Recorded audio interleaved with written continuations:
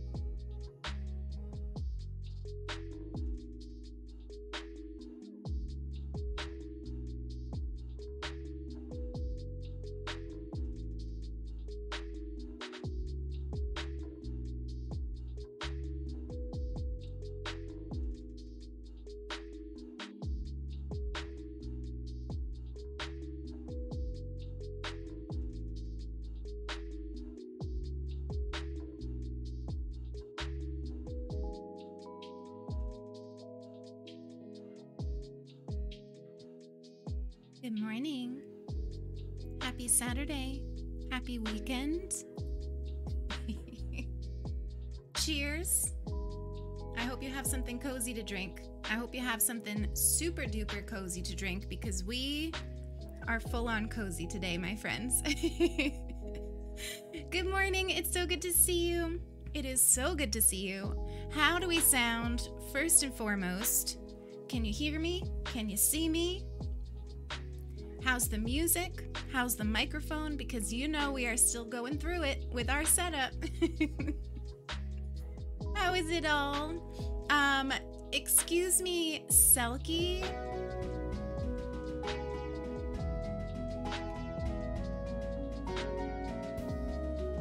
Hello?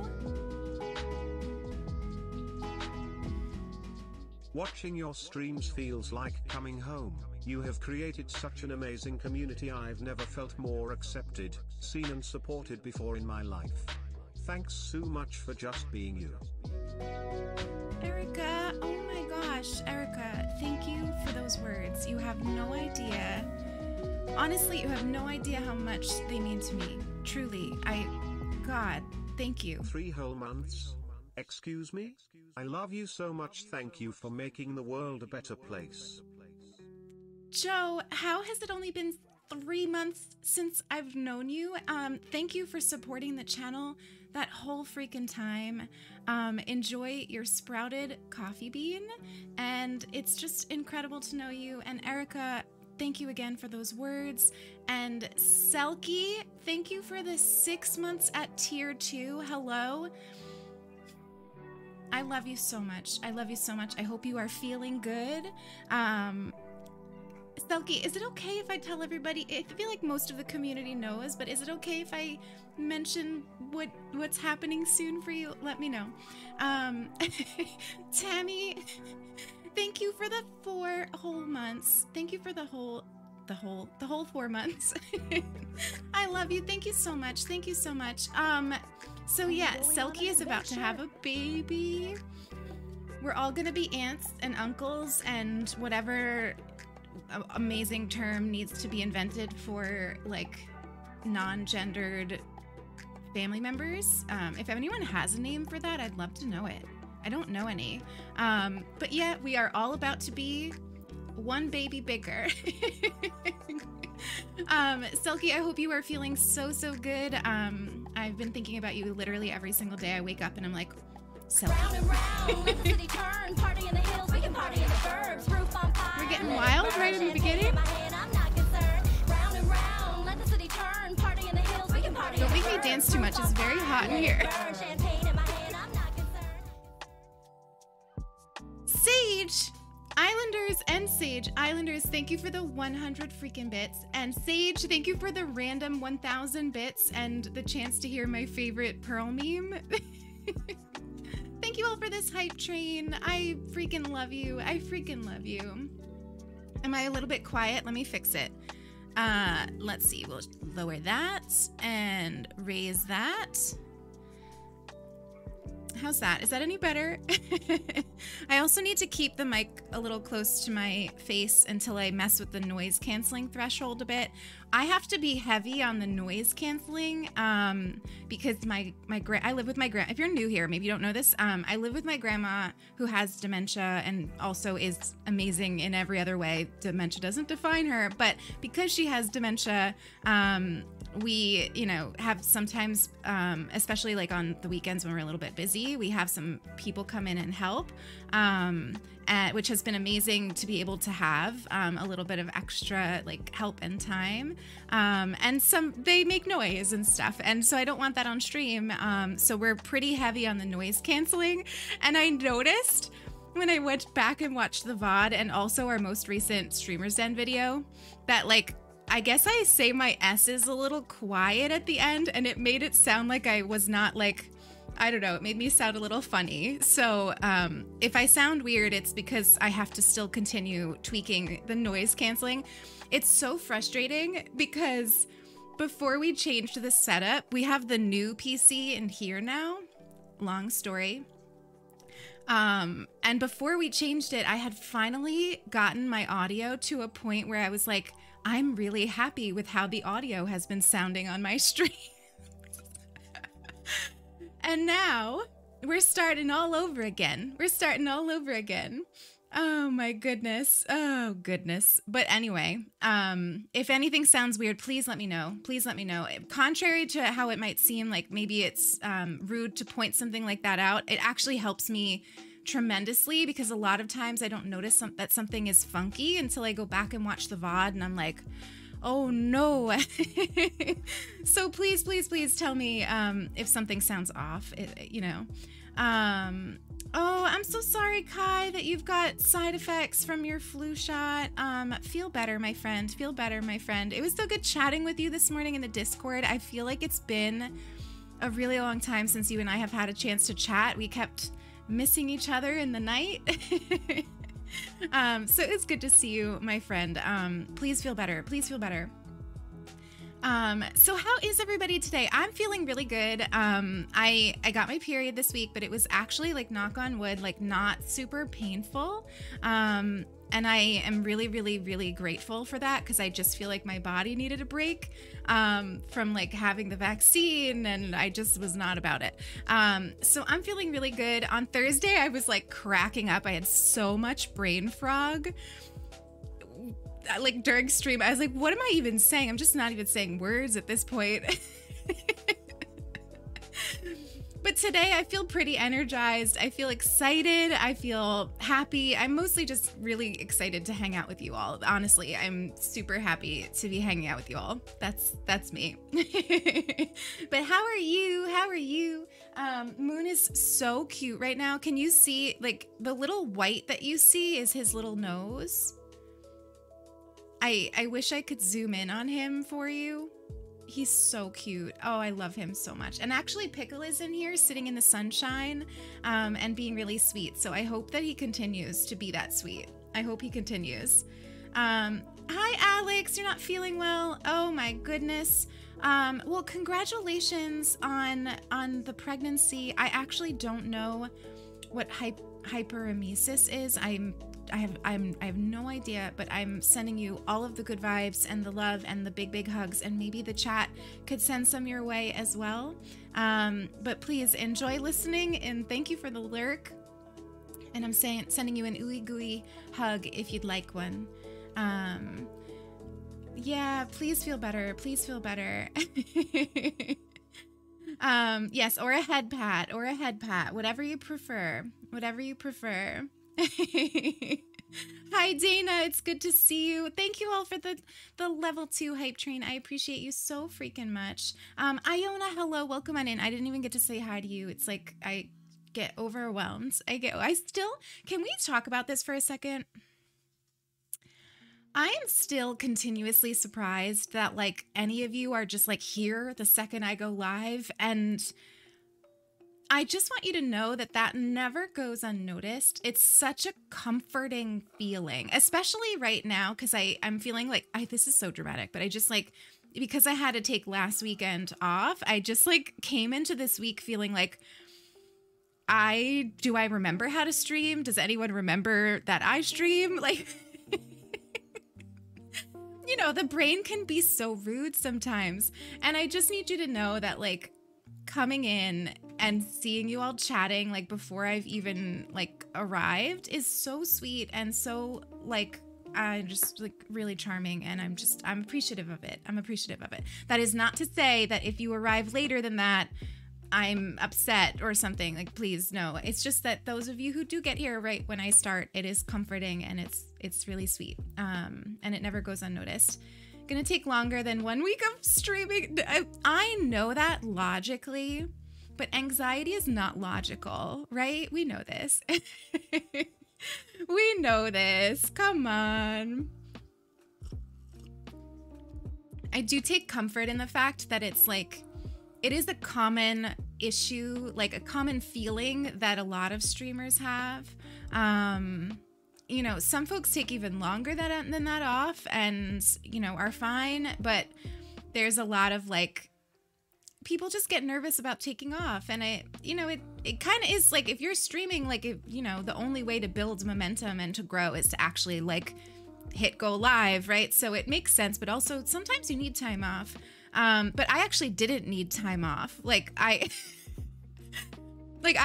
not feeling burnt out on streaming or anything. And in fact, I feel really the opposite. I feel really excited and rejuvenated. And so to have to take the time off when I didn't want it was very annoying. Please stand by. I'm a huge Office fan. So, it's a random comment and we do generally want you to keep on topic, but I'm gonna let you have it because I'm a huge fan of The Office. So welcome on in. It's good to see you. Thank you, Artsy. I love and appreciate you. Chelsea, thank you for the daily intention. Let's start with that. By the way, do you like my new shirt? I'm going on an adventure. It's my favorite, one of my favorite colors to wear. It's like black. Dina, thank you for the 200 bits. I appreciate you so much. I usually either wear black or mustard or this like rusty orange color. I got it from Everlane, which is one of my favorite stores. I don't know if folks know Everlane.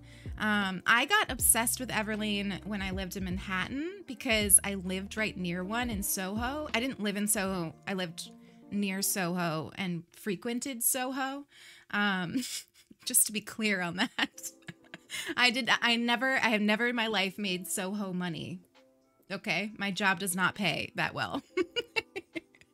But I used to go there a lot and I like fell in love with it. It's like a sustainable brand. I'd say sustainable-ish. I don't know, like I really don't know how great they are. But they have a lot of like just basic clothes that are like fairly well made, and that's my favorite thing. Excuse me, Julia, no modding while crossing the street, please. There is a line there. There is a line there. You mods do a lot for me, but I will not have you putting your lives on the line, okay? That is a stern line. That is a stern line. Please get home safely, my friend. You got Starbucks, and you got to hear Kai said out loud. Kai, I didn't even think about that like with quarantine and not being able to go out as much, you don't get that affirmation of hearing people say your name. Wow, that's amazing. That must have been a really good moment. Have I ever told you all that I changed my name? Have I ever told you that story? Because I really understand the importance of names. And I went through a lot of hassle to get my name legally changed. And I just, like, anytime someone's talking about, like, their name changing, I just really understand it. And I actually, like, for me, it's like, I have this, like, foundational idea of the fact that names hold power from, like, being a real avid reader of fantasy when I was younger. Because that's, like, a really common trope in in fantasy novels. This idea that like your true name, your real name holds a lot of power and people can like use it for good or use it for bad. And I've just like held on to that my whole life. But yeah, so I changed my last name legally because when I was younger, when I was born, my dad like left, like he just was gone. I think he like came to visit me once when I was like an infant. So I never like, we never really were, I was never around him. And so my mom, actually decided to like legally change our names to my grandfather's, like to her maiden name. And when I realized how much my grandfather was like a negative presence in my life, and I came to this like understanding that what I was living through was abuse, it was really, really important to me that I change that name. And I actually chose my grandmother's maiden name, and I legally changed it in the courts. So I actually have had my name legally changed twice in my life, but the first time it wasn't my choice. But yeah, so I changed my last name to my grandmother's maiden name, and that was like a really special thing that we shared together, and she was really supportive of it. And I remember I did it, like I managed to get it legally changed. I was trying so hard to get it done before I graduated so that I could hear my name said out loud, the right name. And it wasn't able to get processed in time. There's like, at least in New York, there's a ton you have to do, including like getting the name posted in like a local newspaper and stuff. And so there was like a lot of steps, and it just like wasn't done by the time graduation came. But my department was and is filled with a lot of incredible people. And they agreed to read out my new name during the ceremony. And I was able to get it changed in time for the diploma to actually say my new name. And I remember that was like such a moment for me. It was the first time that like I actually heard it said by somebody that wasn't just a close friend. And it was such a moment. It was such a moment. I'll never forget it. So I'm with you. Names are so, so, so important. And my last name is not Fox. Like, I hope that that's obvious. Like, come on, people. Like, you really think I'm going to be out here streaming with like my full legal name? That's not happening. Those of you who thought my last name was Fox, you are sweet and wholesome beings, but absolutely not. Does he really? Is that his legal name? Oh my goodness. That scares me. That scares me. Thank you all for being so supportive and sweet. Yeah, I can't believe I never told you that. Or if I did, it's been a little while. May, good to see you. Welcome on in. The Master Fox, hello. Good to see you as well. Yeah, it was a big moment. And my grandfather was furious. We already hadn't talked for years at the time that I did that.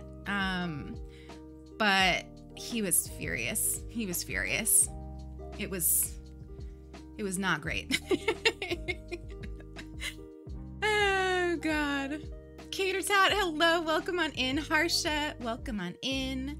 I doxed myself from day one. Can you imagine? If Jimmy really does have that as that is power.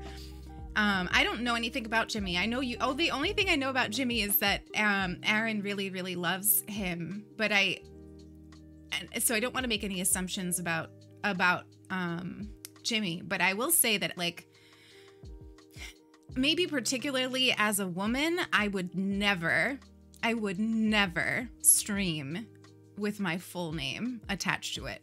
That's all I will say. That's all I will say. Cece, good morning. Good morning.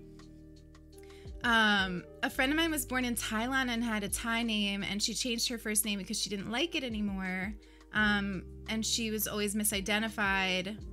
Oh, you know what? I think it's like, it's not like, I wish people would stop associating names with genders. I feel like we've come like somewhat, like we've made a little bit of movement with that. But there's still a ton of gendering that happens with names. And I wish that we would just get rid of that. In fact, this is a good time to remind you all that we have pronouns command. And if you haven't already added your pronouns to the Chrome extension, I encourage you to do it. You'll see it here at our stream, but you also will see it at any other stream as long as you're watching on Chrome. And other communities will automatically see your pronouns when you enter that space. And it's great, not just if you yourself like want your pronouns out there, but it also really, really helps with like, I hate this word, but like normalizing the idea that you share your pronouns, whether you're cis or trans, or non-binary or whatever. So like the more like cis people do it, and if you're like, what does that mean? Cis just means like the opposite of trans. And so like I am a cis woman, and I, that's because I was assigned female at birth, and I actually resonate with that sex and gender. So that's me, that's cis. And I like, it's really important that folks who like aren't afraid of sharing their pronouns do so, to just sort of like normalize the practice of everybody sharing their pronouns. So if you haven't already done that, please, please, please do it. It's especially great, I think, like when we raid, to just sort of be like, look at this community. We're all like, we've got our pronouns. Exactly, Kai. Yeah. Speaking of this, I have a whole stack of books here. And I have so many more.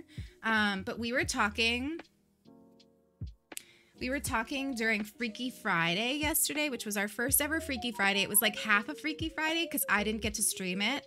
But Freaky Friday, let me show you. Freaky Friday is our brand new series, where I will be streaming on Friday nights at 5 p.m. as soon as the second setup is fully ready. We're waiting right now on a desk. And we ordered one, and it was supposed to come on the 11th, and then it just never showed up, and then they couldn't tell us when it was going to come, and I got infuriated at Pottery Barn's lack of customer service and canceled the order. So now we have to start from square one and find a desk. So soon enough, I will be streaming on Friday nights, doing Freaky Fridays. And while we were doing it on Stulgy's channel yesterday, the idea came up that, I think it was Eric, our friend Eric, who does the games with us, was talking about how he tries to use Pride Month as like an opportunity to learn a little bit more about queer history, queer and trans history, and like, he was mentioning that he wants to add like perspectives that are not just like white cis queer men. And I was like, oh goodness, I have lots of recommendations. And so I was thinking that I could share a few with you today, but I could also compile a list, if folks want to sort of like prepare for Pride Month, by reading some books. So let's see here. I didn't see your message, hear me out, but if my mods deleted it, it means it crossed one of my boundaries. So you can whisper with one of the mods, but don't question them in the chat.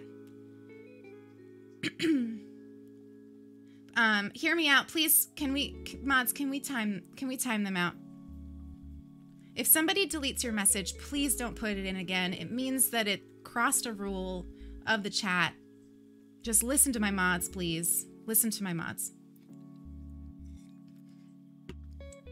I'm behind though. I'm behind. It's because I've been chit-chatting.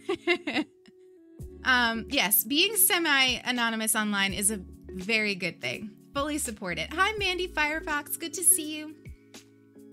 My name is Joanna, but I actually use a different spelling from the real one. Ooh, that's cool. I have a new kiddo that was supposed to start and has a typically male name, and I kept having to be like, she's a girl. Well, honestly, I love it when parents do that. I think it's cool. Like, I just think that the idea that a name has to be associated with a gender is silly and outdated. Just outdated. If you like a name, use the name. My current pronouns are causing me confusion at the moment. Oh my God, Iona, I saw that tweet. I hope I interacted with it. I saw the tweet during the week that I was like not really around because my like social spoons were super low, which happens to me sometimes. And I hope that I responded to it, but I just wanted you to know that like I think you're amazing and completely valid, and you should take all of the time that you need in figuring out what pronouns work best for you. And as like your friend and also as the host of this space, in this space, we will adjust. If you want to try out one for one time and another for another time and flip-flop, honestly, if you flip-flop between pronouns the entire time that I know you, which is hopefully my whole freaking life, that's cool with me. And that is cool with this space. So I love you and I'm proud of you.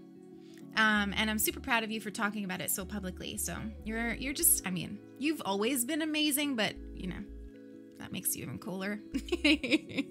Makes you even cooler. Hi, Debs. Good to see you. Good to see you.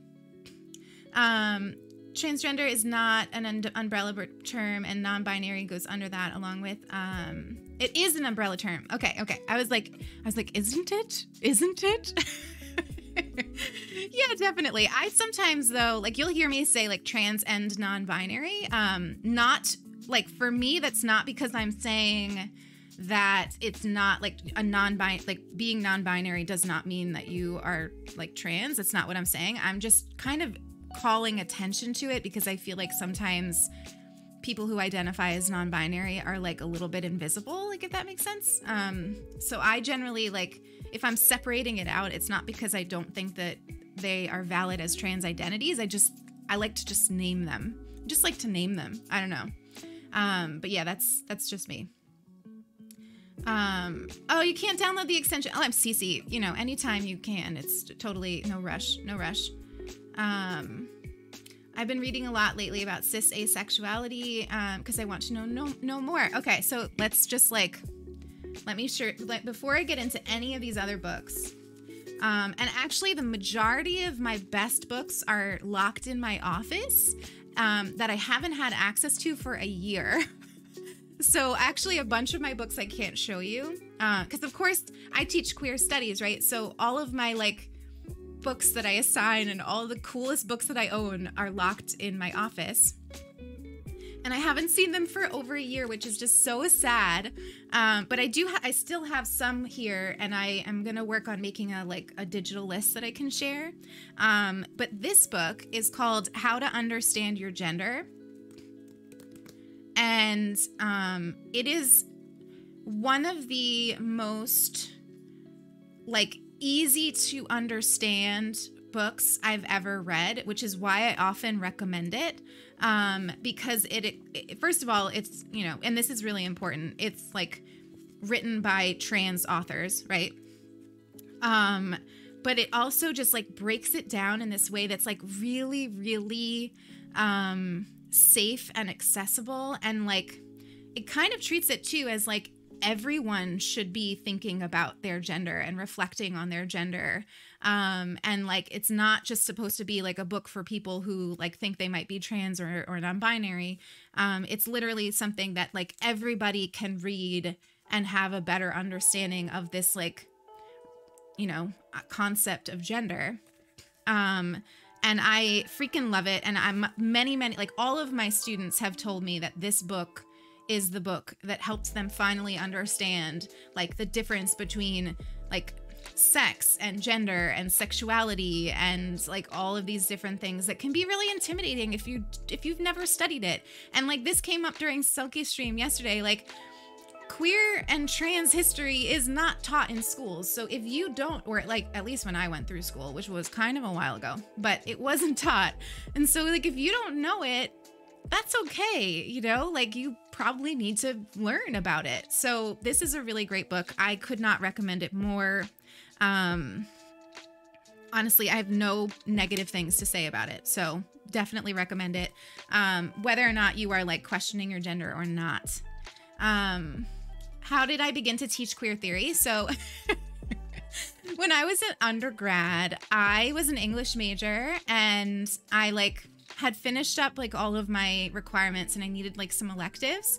And I took, there was a professor that I really, really liked and he wasn't teaching anything undergrad. So I took a graduate course with him.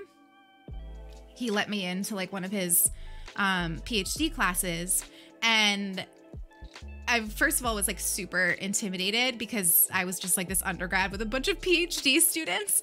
But the class was queer theory. And at first I was like, okay, this is like really a lot, because queer theory is actually rooted in like a lot of like difficult philosophy. But it ended up being like one of the coolest classes that I took. And then at the same time that semester, I took a feminism class. And I told you all, this is the semester where I finally was able to give words and vocabulary to my sexuality. And I came out as a lesbian and I got out of a 10-year abusive relationship with a man. It was like a woof. It was a semester. And I'm like, it's so funny. And maybe not the best thing to go around saying, but like taking that class on queer theory and feminism is what gave me the ability to come out finally as a lesbian. Like, of course, I knew that I was feeling things, but I also like didn't have words for them. And I was so repressed and so scared and trapped. And it wasn't until I like had these discussions and was thinking critically about these ideas and these concepts that I was finally able to come to terms with it. And so after that, I knew that I wanted to go to graduate school for it. And so I did a program where I studied queer theory and women's and gender studies. It was a really cool program where I was able to sort of combine my love of English and writing with also these sociological aspects. I could design my own kind of like curriculum. And I studied that. And that, of course, gave me the qualifications to teach. And so the second I graduated, I started adjuncting. And I was lucky enough to like start teaching these like kind of random like first year courses. And I like sort of made a name for myself there. And they ended up giving me my opportunity to like design the school's first course on queer studies. They didn't have one. And so I designed it and I like worked with all my old mentors and like put together this whole syllabus, and it was huge for me. And it was just one of the best things I've ever done. And during teaching that, I had multiple students who had the same experience that I had, where it was like, they finally had the words to describe who they were. And they had these awakenings. And ever since, I haven't shut up about it, because I'm just like, if I had been introduced to these works earlier, I probably would have come to this realization earlier, which of course, you know, I don't want to change anything about my history, but like time is a thing you don't get back. And I spent 10 years being miserable. And I, you know, of course, if I could take some of that time back, I would. Let's be real. Oh gosh. Yes, absolutely, Kai. You know, the appropriate way to respond to somebody coming out to you, truly, is to thank them for the incredible trust that they are placing in you. You should take that as a huge, huge compliment. Because if somebody is coming out to you, they trust you, you know, in a really big way. Which is why whenever anybody in this community comes out or talks about like what they've gone through, no, we didn't, Chelsea, we're gonna do it. I take it as the highest compliment, because it means that I've created a space, we've collectively created a space that is what I aimed to make, right? A safe space for queer and trans folks, and others. But, you know, I take that really, really seriously. So, I have more books to show you, but let's do our daily intention. We cleaned out this drawer, by the way. Look how clean it is. There's nothing in it. Did somebody ask me for a book about asexuals? Victoria, yeah, I actually do have some stuff. I don't have it here. It's in my office, but I'll include it in like the virtual list. Because it just so happens that like the books I have here are either duplicates of the ones in my office, or not my favorite, or like maybe not as easy to teach would be more why they were here and not in my office. But yeah, I have plenty. I also have fiction books. Like if anyone's interested in like not just reading about like queer topics and queer history, like, but maybe wants to just read about queer characters, like that maybe don't die the second you meet them. I laugh and cry at the same time, but I have plenty of those as well. Okay. So what do we got here? Make space for it. Make space for it. With a little circle that you probably can't see because of the... I have to make the lighting very dramatic when it's sunny out, which seems counterintuitive, but for some reason, when it's sunny out, this room gets weirdly dark. Make space for it. This you can read this in so many ways. And actually, this is something I want to talk about today, is like making space for different like things that you want to do in a day. I actually just did this thing where I blocked out my calendar hour by hour, and I want to talk to you about it, so please don't let me forget. It's an experiment. But so there's this idea that like you have to make space for things that you want to do in a day, right? But because we're already talking about things like queer history, I think it's also really important to make space in your brain for learning new things and having your worldview be challenged, and not taking it personally.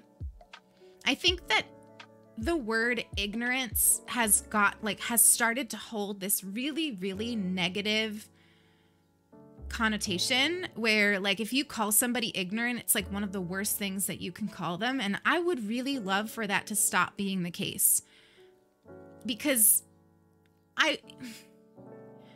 as somebody who has taught lots of people, whether they're undergrads or just people who are like, you know, professionals working in higher ed, because I used to do like safe zone trainings and stuff.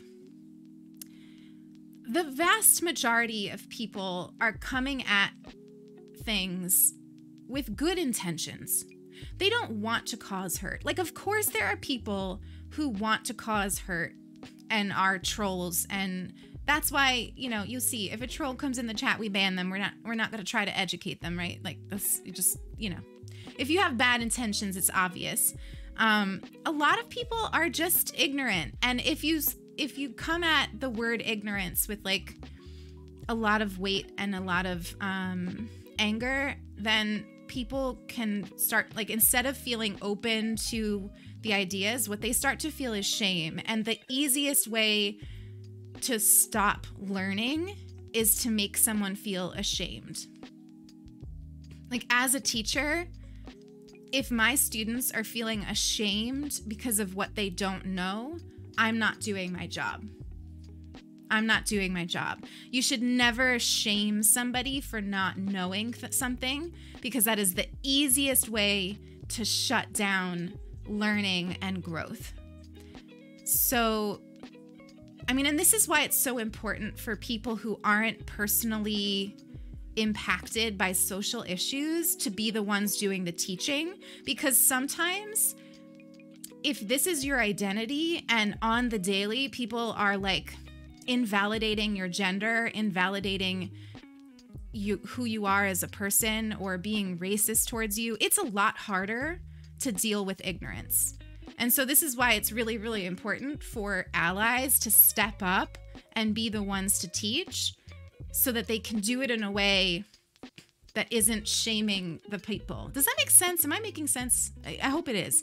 And if you can do that, and if you can teach the people around you in a way that is patient, a lot of times people will be more open to change. And so on the flip side of that, you as a person can have it in your mind that you need to make space for the idea that you don't know everything. You don't know everything. Harsha, thank you so much for gifting that sub to Kath. You have gifted 12 subs in the channel. Are you aware of that? Pastel Planet _ gifted a tier 1 sub to Kath Elizabeth. They have given Brian. 12 gift subs in the channel. Brian, I've missed you. Brian, it's been a whole freaking week since I've heard your voice. Have we missed Brian or what? But yeah, so I make space for this idea that you don't know everything and that you are definitely 100% ignorant about some things, because you are. And I remember vividly, the first time I did this in my class. I was teaching it was a global literature course, but I made it about global women's literature because that's who I am. And we were talking about we were having a conversation about race and racism, and we were actually reading a sliver of How to Be Anti-Racist, which is a great book that I very highly recommend. And I said to my students that I was racist, and they stood up and they were like, that can't be true. Look at your syllabus and look at all these conversations we've had. And I was like, no, you're missing the point. The point is that everyone has this thing that they need to deal with, and you don't ever get to a point where it's gone. You don't ever get to a point where it's gone. And if you think that you have gotten to a point where it's gone, you're ignoring it, which is a problem. And finally they came around to it, but they were so shocked that I would say such a thing, because and of course, this book talks about that. But yeah, it's just the same idea. There's this immediate negative connotation, which I understand, but there's this idea that you're not going to know everything, and you have to make a choice to make space for the idea that you have room to grow. And that's central to how I approach things. Please, anyone who is a streamer here, or if you have any other use for them, you can steal any of the commands on Black Lives Matter, AAPI hate, text-to-speech messages, any of those ones, pronouns. Please take them with abandon, use them, adapt them, however you could copy them word for word for all I care. Use them, take them. I've missed a lot in the chat about people requesting certain books.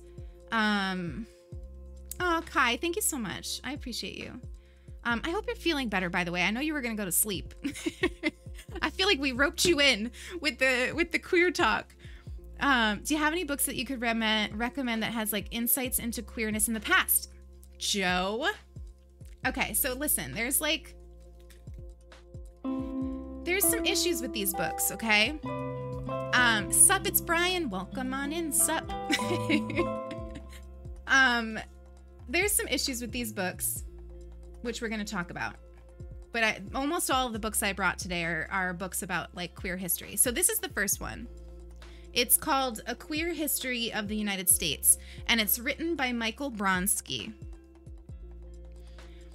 What I love about this book is that it's extremely detailed, very well cited, easy to read, and does a decent job at covering a wide range of identities and histories. But at the end of the day, this is a history book written from the perspective of a gay, cis, white man in academia. So I want you to know, if you pick up this book, that that is the perspective that you are going to get. And a lot of history is going to be missing from this book because it's coming from that specific perspective. Granted, he does an excellent job at trying to incorporate other perspectives and other forms of history, but some are definitely missing. And there is definitely like a focus on the queer history in the United States of white cis gay men. Okay, so that's what you'll be getting in this book, but it is a really good place to start. I also have Transgender History, written by Susan Stryker, which is like one of the first trans history books that came out. It's really pretty comprehensive, but again, it's written from a white perspective. So there are definitely a lot of things missing, a lot of things not like highlighted in the same way. But it is a really good book and a really good place to get started. I also have the Stonewall Reader, which I bought specifically for the cover, which is a thing that I do. But it actually ended up being a really good book. It's put together by the New York Public Library, and it gives you a lot of perspectives on like Stonewall riots and the impact that they had on the world. And this actually is like it's like a collection of a lot of different authors. And so it does actually include quite a few perspectives. What is all about that book? This is about the Stonewall riots in New York. And that's like, you know, the reason that the Pride March happens in New York. Although the march that happens in New York in June is, it has become very commercialized, and it's really not in the spirit of what the march began as. And so I hesitate to call it a march anymore. It's more of a parade. But the Stonewall riots, if you want to learn about queer history, I think, you know, reading about the Stonewall riots is a really good way to get started. But again, that's coming from the perspective of somebody who lives in New York and is like really caught up in New York history. And then this one I thought was absolutely fantastic. This is the When Brooklyn Was Queer by Hugh Ryan. And this is a fantastic, fantastic book that I would really recommend for anyone who's interested in like learning about some lesser known histories in New York and in Brooklyn, and like the changes that have happened. Those are all my history books that I have for you today. I have more though. I'm going to put, like I said, I'm going to put together, Sulky and I will do it together, a whole like Pride reading list. But then the only other book that I have today that I like absolutely wanted to bring up is Borderlands La Frontera by Gloria Anzaldúa, one of my absolute favorite authors, thinkers, people. And this is like, I would say, required reading for anybody who wants to learn more about like queer topics, queer history from perspectives that are not just like white, gay, and cis. Gloria Anzaldúa is an amazing person. It can be a little bit challenging to read this book. Gloria Anzaldúa goes back and forth between English and Spanish, and that's actually really important to her in the way that she thinks. And then also there are some academic terms in here, but I don't think it's something that would prevent like anyone from just like reading it and getting to know some of her ideas. What I can do with this one is scan my favorite essay in it, and put it in the Discord. I won't scan the whole book, but I can scan one essay of it, and put it in the Discord, and you can see if you like it. I'll do that. Oh gosh. Your secret feather. I do not assign morality or immorality to what women choose to do with their bodies. There's nothing immoral about nudity, especially like women's nudity. So I hope that answers your question. There's nothing immoral. This is our body. They're just bodies. Let me catch up. Don't worry about writing it down too much. Like I said, I'm going to put together a list, but I figured we'd do a little show and tell because it was top of my mind. Screenshotting. Oh my gosh, they're probably all pictures of me like lately, Twitch has been doing me so dirty with like the screen captures for my thumbnails for streams. Like they'll capture me being like, it's very rude. It's very rude. I wish they taught us about gender in school at an early age. People grow up learning so much about other things. Turned out so many don't get to know about their own self. Yeah, it's true. Like I've told you all, I've been awful at welcoming in new people, by the way. Your Secret Feather and E-Cobb, welcome on in. Thank you for the follows. It took me a really long time to like come to my own realizations about things because I wasn't taught about them. And I was taught by my family this very strict and traditional understanding of like what a woman is and what a girl is and how they act and how they behave. And how men are and how men and women should interact and what a woman can expect in terms of how they'll be treated by men. And, you know, I grew up steeped in a lot of what I deem, and I think most of us would deem, unhealthy attitudes about that. I was raised to be small and not have a voice and not, if I did have an inner voice, I was raised to be quiet. You know, girls should be seen and not heard.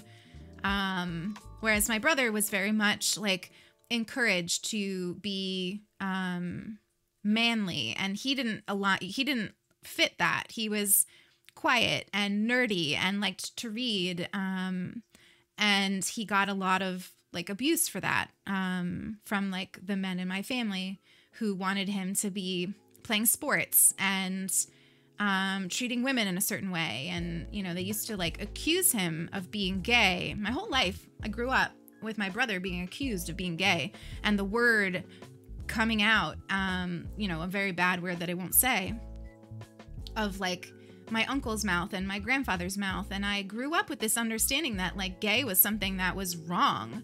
Like if you were gay, there was something fundamentally wrong with you, and there was anxiety about it and fear about it. And for a woman to have that kind of like, for a woman to be gay was something like not even talked about. It wasn't until I was much, much older that I even knew it was a possibility. Because women were there to support men and to have things happen to them. For a woman to make their own choice about who they wanted to be with meant that there was something wrong, like, you know, and that's how I was raised. And so it took me a really long time to realize that was bullshit. Finding more of my voice has been such a journey. I'm so proud of you, Becca. I'm so proud of you. You know, it's funny, Selkie, I came out quite different. And then, like, I remember, you know, like, as a kid, I was very precocious. I was very, like, they used to call me a tomboy. And that it stressed them out. They were anxious about it, for sure. I remember being told, like, to, you know, curl my hair, wear a dress, and stop climbing the tree, like, you know, whatever. And then, like, that was toned down quite a bit, because as I grew older, I started to like recognize the shame involved in it, right? So there was shame involved in how I was acting and behaving. And so for a long time, I was very muted. My spark was dulled. I didn't have my own way of living. I was just kind of conformed into this way that I thought was the only way to live. And it took me a really long time, too long, to get out of that. And it was in that like headspace where I met this, boy with bad intentions, and stayed with him for way too long. Twitch picks the goofiest thumbnails. They really truly do. So does Me Sixbot. Yesterday's stream or Thursday's stream, in the Discord, it was like me with my eyes half open. I was like, really, Me Six? Like, thank you for that. Thank you for that. My cousin was pushed to play a lot of football when he was young, but he just prefers to be comfy and play games, and that's okay. Yeah.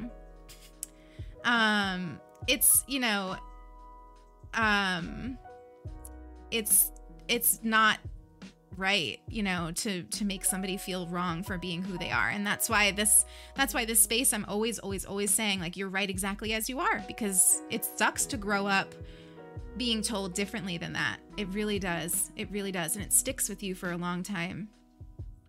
Lily, I love you. We need that know you emote stat. I'm going to have to push it up on the commission list. I came to the realization years after the fact that one of my childhood best friends had two moms, and I identified with them so much, which makes a lot of sense. But I remember my parents not wanting me to hang out with my friend. Oh, that's terrible, Becca. I'm so sorry.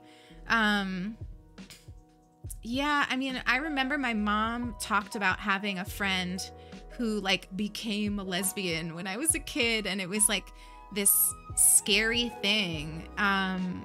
And that was like my only thoughts on it when I was younger. I always felt fear about coming out and kind of hid my true nature from myself. I still haven't gifted a tier 1 sub to Cozy Oak. They have given 2 Nelia, thank you so much for gifting that sub to Cozy. Thank you so much. You've gifted 2 subs in the channel. Thank you for that incredible generosity. Cozy, welcome to the Fox Den. Welcome to the sub family. Remember to wander aimlessly, spread joy, and revel in the little things. It is so good to have you here. It is so good to have you here. Also, thank you everybody for this conversation. It means a lot to me to just be talking about this today. I came out to my mom when I was 14 and it didn't go well, so I was afraid to tell my dad. I came out to my dad when I was 21 and he was so accepting. Oh, that's so good. And listen, Cozy, but you know what? Like, you never know. Like, he might not have been at a place where he could have accepted it that time.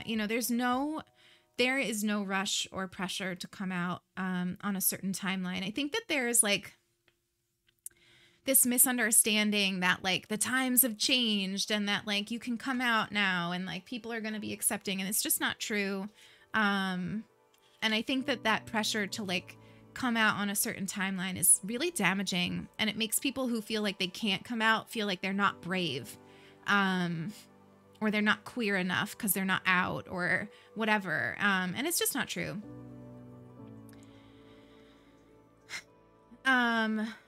Hi, Clover. It's so good to see you. It's so good to see you. Julia, Lillis, I want you to know now the way that you tell us about yourself, what you teach, about communities you choose to give a voice to by supporting them. You're enabling a lot of people who wouldn't be able to come across such realities to learn and be aware. Thank you so freaking much, Julia. I appreciate you. So, yeah, I mean, listen, what is your username? Your secret father. That is not how we feel here on this channel. And so, that's just, it's not how we feel here. So, we are accepting of however anybody wants to choose to express themselves. We believe in multiple genders. We believe in multiple sexualities. All of them are valid. My entire thing on this channel is that you are right exactly as you are. If you do not feel that way, you do not need to be here. There are plenty of places on Twitch. If you are open to learning about our perspective, you are welcome here. But you don't get to make people who are here hanging out feel like they are not valid for the way that they want to be. And if you do that again, you will be banned. If you do that again, you will be banned. We love you, mods. We love you, mods. Yeah, Angel, we love the mods. They're good. They're good. But I did want to address it. You know, with that same spirit we were talking, right? Like, some people just don't know. Some people just don't know. And if somebody comes to this space genuinely wanting to learn, I would like to think that our community is such that we can explain and help them understand. But if they do it again, they go. It's kind of like, that's kind of it, you know? Like, you get one chance, then there's no 3 strikes, you're out. It's one. Sup, it's Brian. I'm so glad to have you here. I'm so glad that you came across us too. Debs, you've never had the time to watch, but you popped in today. Well, thank you for coming. Thank you for coming. It means a lot. It's just so good to hang out with you all. Honestly, I freaking missed it. Like, oh my God. Well, who am I So if happy not to be here. on Twitch? Cookie! Cookie, thank you for the 4 whole freaking months of support. I appreciate you so much. Welcome back to the sub family for another whole freaking month. I love you very much. I love you very much. And Juicebox, it's so good to see you. How are you? I was so glad that my gifted sub to Sulky went to you yesterday. I was so happy. I like can't resist a hype. Sulky gets so mad at me. She's like, you realize that when you gift subs and bits to me, like, that's just like, you know, you're spending our money on me. Like, but I just like get caught up in like hype trains, and I just like want her to know that I love her. And like, I don't know. I just want to like give her bits and subs. Why can't I do that? So I at least only did the 1 instead of like the 10 that I want to do. Like, every time Sulky streams, I want to give 10 subs, but like, I just can't. I just can't. I've never witnessed such a kind space. Oh my God, let's go. Listen, there are actually a lot of incredible spaces just like this one on Twitch. And if you've never stumbled into one before, that makes me sad. But please, you are so welcome here. You should also check out my partner Sulky. If we could get the Sulky command, she will be streaming a little later this afternoon after me, and she holds my same values. Also, Iona, who's here in the chat, is another person that you should definitely follow and check out. Lots of incredible, actually, we have a ton of incredible streamers in this community, which reminds me, if you would forgive me and allow me to self-promote for just a minute. Sulky and I have been putting a tremendous amount of behind-the-scenes work into a project that is the Streamer's Den. The Streamer's Den started out as just like this little YouTube channel where like Sulky and I could like make videos about streaming and maybe, you know, build some relationships. And we've been putting a lot more effort into it lately. We have a lot of stuff lined up for the next month. And it's become something that we're really enjoying creating. And we decided to sort of expand it. So we've now also created a Twitter page for it. And also, we rebranded KK Charity, which was our like charity Tiltify team, where we've raised over $17,000 in the past for causes with incredible streamers. We've rebranded that to Streamer's Den. So now everything is under this one big hub of Streamer's Den.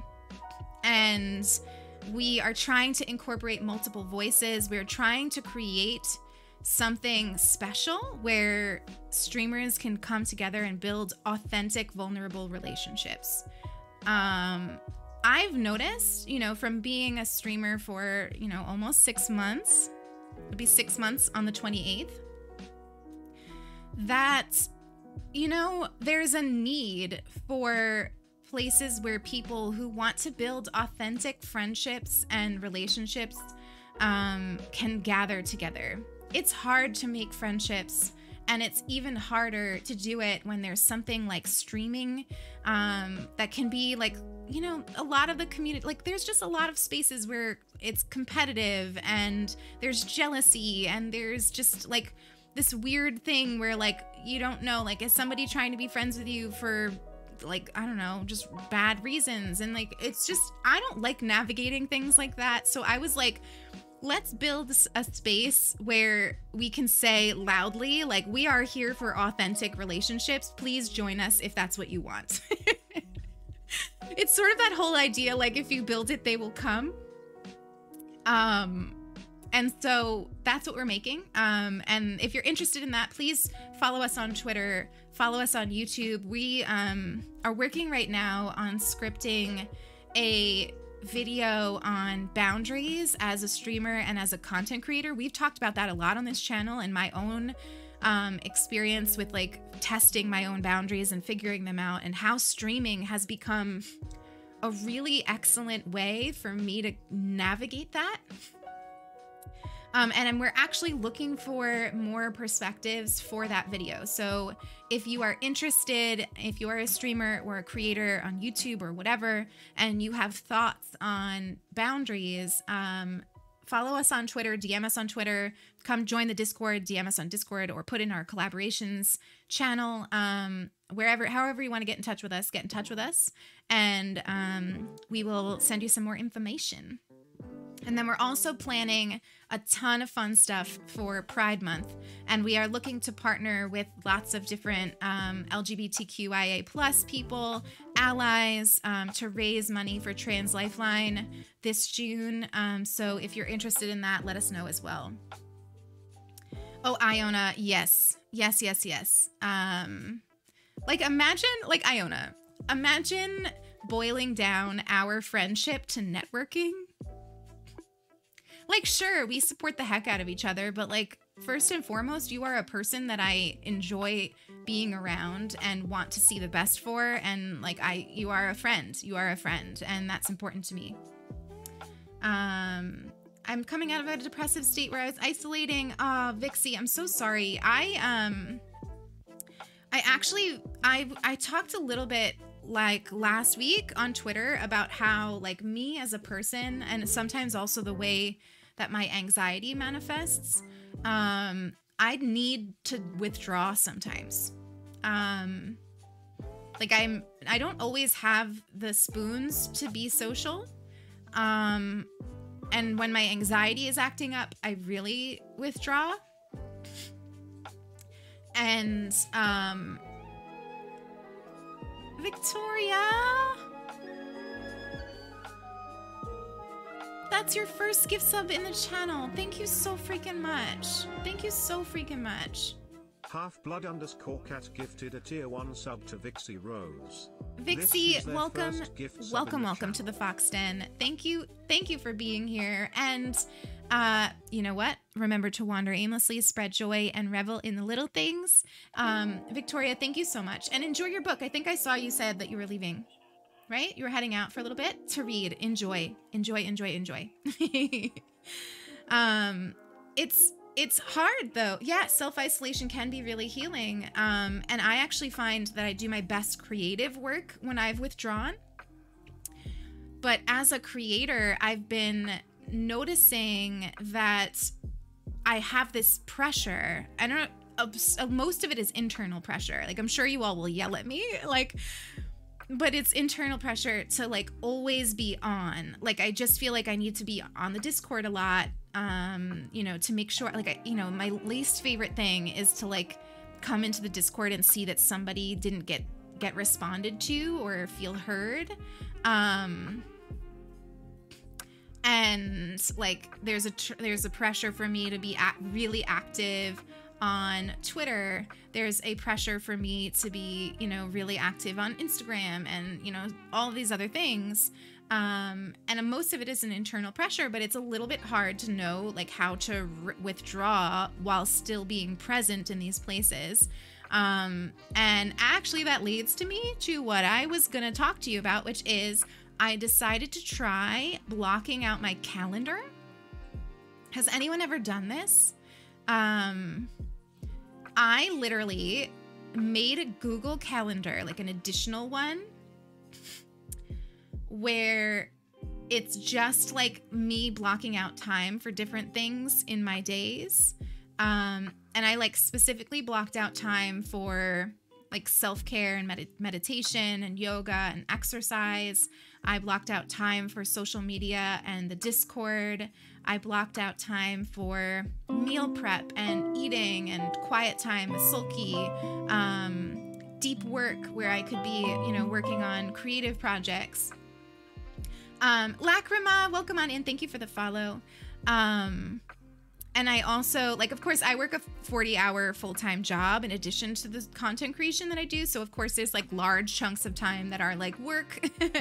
But even with that, I tried to blend in some time where I could break that up a little bit. So, like, I even blocked out the way that I do my work day so that it feels a little bit less, like, exhausting. So it's all an experiment, but I'm gonna try it. And I have like my whole day blocked off from like when I wake up to when I sleep, and I'm gonna try to stick to it for a couple of weeks and see if it helps.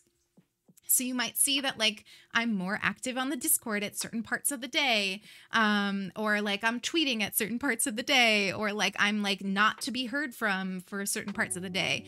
And I tried to make the times where I'm like doing like creative or deep work for work, my times where my brain is the most awake, if that makes sense. So I'm gonna try it. I'll let you know. I'll keep you updated. But I'd love to know if anybody does it. If anybody does that, I know it's kind of like a thing that a lot of people say can be really helpful. I don't actually know if like it's something that's gonna help me or not, but I'm really excited to try.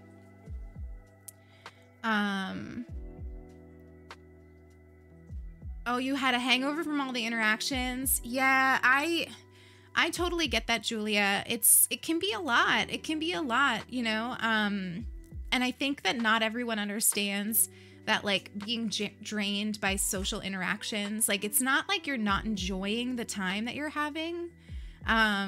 It's just that sometimes, like, you just don't have the spoons. It's not personal. And I've been feeling that more and more, and, like, I just, you know, because I am so busy, I'm like, I've been having this feeling like there's not enough time in the day. And I think that like I was losing time just not having direction, if that makes sense. So like there was just like time where I was like scrolling mindlessly through Twitter, but not being like intentional about the time I was spending on there, or like, I don't know, kind of just like feeling like I have a huge to-do list, but not knowing where to get started. So now I'm hoping that like I can look at the calendar and be like, okay, I'm doing this now, and just like not even have to think about it. You lurk in a lot of streams, but sometimes I feel like when I just pop in to say something, it comes over as weird. Definitely not here, Debs. In fact, a lot of our community lurks. We have a lot of people in this community who lurk most of the time and comment just a little bit here and there, and that is totally, totally okay. In fact, I like love that. I've always been very vocal about the fact that I love that people enjoy listening to me speak as they go about their day or relax or whatever. So totally, pop in whenever you have something to say, but there's never any pressure to chat. I'm pretty good at just like talking. In fact, sometimes I'm still pretty rubbish with chat because I just will talk and talk and talk and then be like, oh, hey, a whole bunch of people said stuff. Mods, thank you so much for doing the work. It's unfortunate when people choose to be like that. But I appreciate you very much. Thank you for keeping us safe and keeping me safe. I have to tell you, like, I've been vocal, like, with the mods lately about some things that make me uncomfortable and, like, some boundaries that I have. And, like, when I wrote it down and I said, like, these are some things that I don't want to see and they make me uncomfortable or whatever, they just, like, I don't know. I just can't explain it. Like, it's such an incredible thing to have a group of people who are volunteering their time to help make you feel safe and also feel like the community is safe. Like, it is such an incredible honor to me that there are people out there who would volunteer their time to do that. I still can't understand it. I still can't wrap my head around the fact that there are people who come to listen to me speak, let alone volunteer their time to keep us comfy and safe. So, but we love you. We love you. Yeah, I get drained in sensory overload from social interactions easily too. Thank you for feeding the mods, my friends. And thank you for the hug. I'm sending you a big one, Pisces. I love and appreciate you so freaking much. So freaking much. The Lurk Squad, well, we love you, Lurkers. We really do. Lacrima, thank you so much. We actually just redid the stream room, and I'm really, really happy with it. The only thing that I want is for it to be a little bit brighter in the back, and I have to figure out like a lighting situation. I was thinking about installing some lights under the shelf. Like, we have a big shelf of plants up there. But yeah, no, not a spritz. I'm just being vulnerable. I'm just sharing. Oh no, Iona.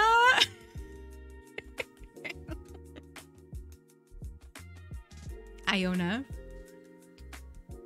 I can't. Redeeming the spritz. I can't. Well, Sulky is still asleep, but when she wakes up, I will have her spritz me in the face.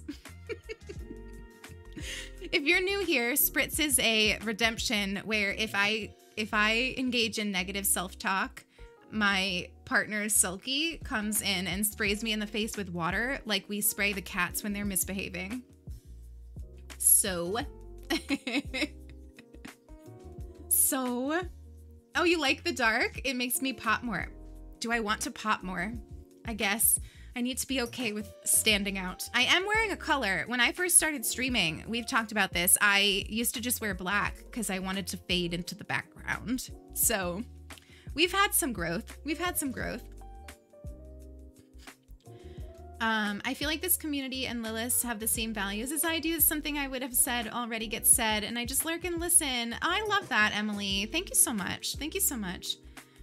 Thank you, Becca. I got this from Everlane. I was saying that at the beginning of the stream. I recently did a little bit of shopping because I went a whole year just wearing like hoodies and sweatpants every day and joggers. And I was starting to just feel a little bit sad about that. And I was like, you know what? I kind of want to start wearing like some clothes. Like, I still want to be comfy, but I do want to start wearing some clothes. So I bought a couple of things. They're all like these like really basic pieces, but they're not sweats. Oh my gosh. How long have we been live? How did I go an hour and a half without telling you this? So yesterday, Sulky and I went to the mall for the first time in over a year. We're fully vaccinated now. We, of course, wear masks. I'm going to continue wearing a mask probably for like 3 years. Like, honestly, maybe my whole life, if we're being honest. I really like the anonymity of it. Like, I go out in sunglasses and a mask and I just feel unstoppable. But we went to the mall, and where did we go? We went to Hot Topic. My favorite place. The second I walked in, I saw Spirited Away overalls. These like cloth, honestly, they're like this material, like a cloth. Overalls, black with like, oh, I need to show you them. I'm going to post them in the Discord after stream today. They are so cute. I am obsessed. My plan is to wear them on stream when it gets a little bit like warmer, because they're shorts. They're like short overalls. So they're like not pants. I'm so excited. You almost have enough for a second one? Man. I wear mostly t-shirts, jeans. I can't remember the last time I wore jeans though. Honestly, I don't even remember where they are. I have them all packed up. I have them all packed up in some like box in my storage. Like I honestly don't know where they are. I've been wearing joggers and I will probably continue to until I can start wearing like my many pairs of overall shorts. I didn't see any of their Animal Crossing stuff when I was there, Emily. I don't know why. We also went into this other geeky store, but I was honestly disappointed with what they had. I was hoping to find some like Dead by Daylight merch or something, but they didn't have anything. They didn't even have like Stranger Things. They just had like very basic stuff. And they had like one Animal Crossing shirt, but it wasn't a cute one. Coming out of Lurk to say I agree some lighting in the background would look nice. Yeah, I think you'd be able to see the plants more, which would be cute. I mean, we have the fluorescent lights. I just don't have them on right now. But yeah, we probably could use something else. Aw, Moon is having a little bath. He's having a little bath. I can wear jeans at work for the first time. Oh, I love that. I've always been able to wear jeans at work. It's that is one of the pros of working in higher education is you kind of can wear whatever you want. And like I was always able to wear like my septum piercing, and I could probably dye my hair a color if I wanted to, and it's all fine. Which is kind of nice. It's like the one thing that's good about working in academia. Hi, Brooke. It's so good to see you. I love you very much. It was so much fun playing DBD, Joe. I love it. I'm excited to play it on this channel. It's radically different than anything we've ever done here, but I've been like, if my first response to Sulky suggesting it was like, oh my God, of course I can't do that. Nobody's gonna ever want to watch me stream Dead by Daylight. I'm such a noob. What do I have to offer the DBD community? But I've actually come to realize that was my imposter syndrome talking, which it loves to do. And I think that my perspective as a beginner is actually like probably good. And I come to that game with the specific way of playing games that I play. And I think that, probably not everybody in this community will enjoy it, but people who will, I think, will get stuff out of it. So I'm excited to finally start doing that. My hope is that we could start it on next Friday. But until we have the setup ready, I will still be live over on Sulky's channel every Friday. But very, very soon, our plan is to do squad streams on those Fridays where you can watch both of us at the same time, which is kind of cool. Honestly, Hex Maniac, I don't understand why you can't dress casually when you're teaching kids. I think that it's more like, I think you're more accessible and less intimidating when you're not all dressed up in formal clothes. I don't know, that's my feeling. But I've always been that like professor who wears like jeans and Doc Martens and sits on the table. So I have a very specific approach to teaching that is maybe not shared by everybody. The school I work at allows us to wear jeans without paying $2. It's a breath of what do you mean you have to pay $2? You would have to pay money to wear jeans? It makes the other noobs feel like they could play. That's what I was thinking, Emily. Yeah, like it makes the game a little bit more accessible, maybe. Swamp streams, I love it. DBD is actually a very beautiful game. There are a lot of very beautiful, like, scenes. Like, there are some very cute mushrooms, lots of moss, amazing barrels. Like, whoever designed the barrels in Dead by Daylight are doing something right. They're doing something right.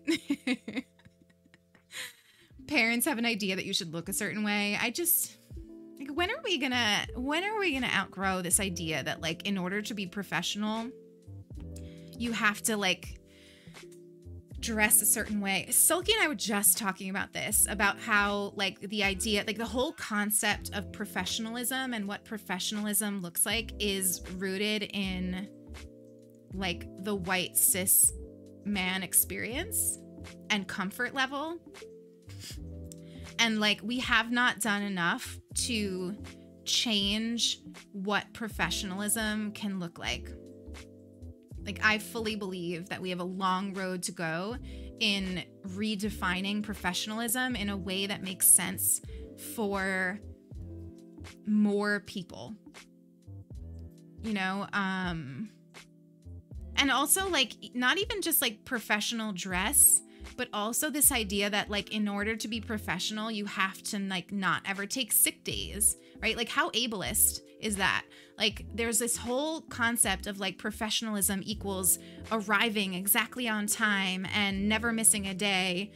And that's like ableist. It's also like not inclusive to parents who have to like, you know, pick up and drop off their children, etc. People who just like aren't comfortable in suits, whether they're masculine or feminine. There's so much wrapped up in this idea of like professionalism, and most of it is just not, it just doesn't fit everyone. Doesn't fit everyone. I will not care if my doctor has tattoos. Exactly, Lacrima. I completely agree. In fact, I'd probably like it better. TBD is very cottagecore at its heart. I'm glad to hear you say that. Like Meg in particular, who, you know, I'm biased because I main Meg and I love Meg. I find her extremely cute and I love everything about her. She's got these like flowy cottagecore dresses and stuff. And I'm like, okay, yeah, I see you. I see you, DBD. I see you. Mandy Firefox, that is the most wild thing I have ever heard in my life.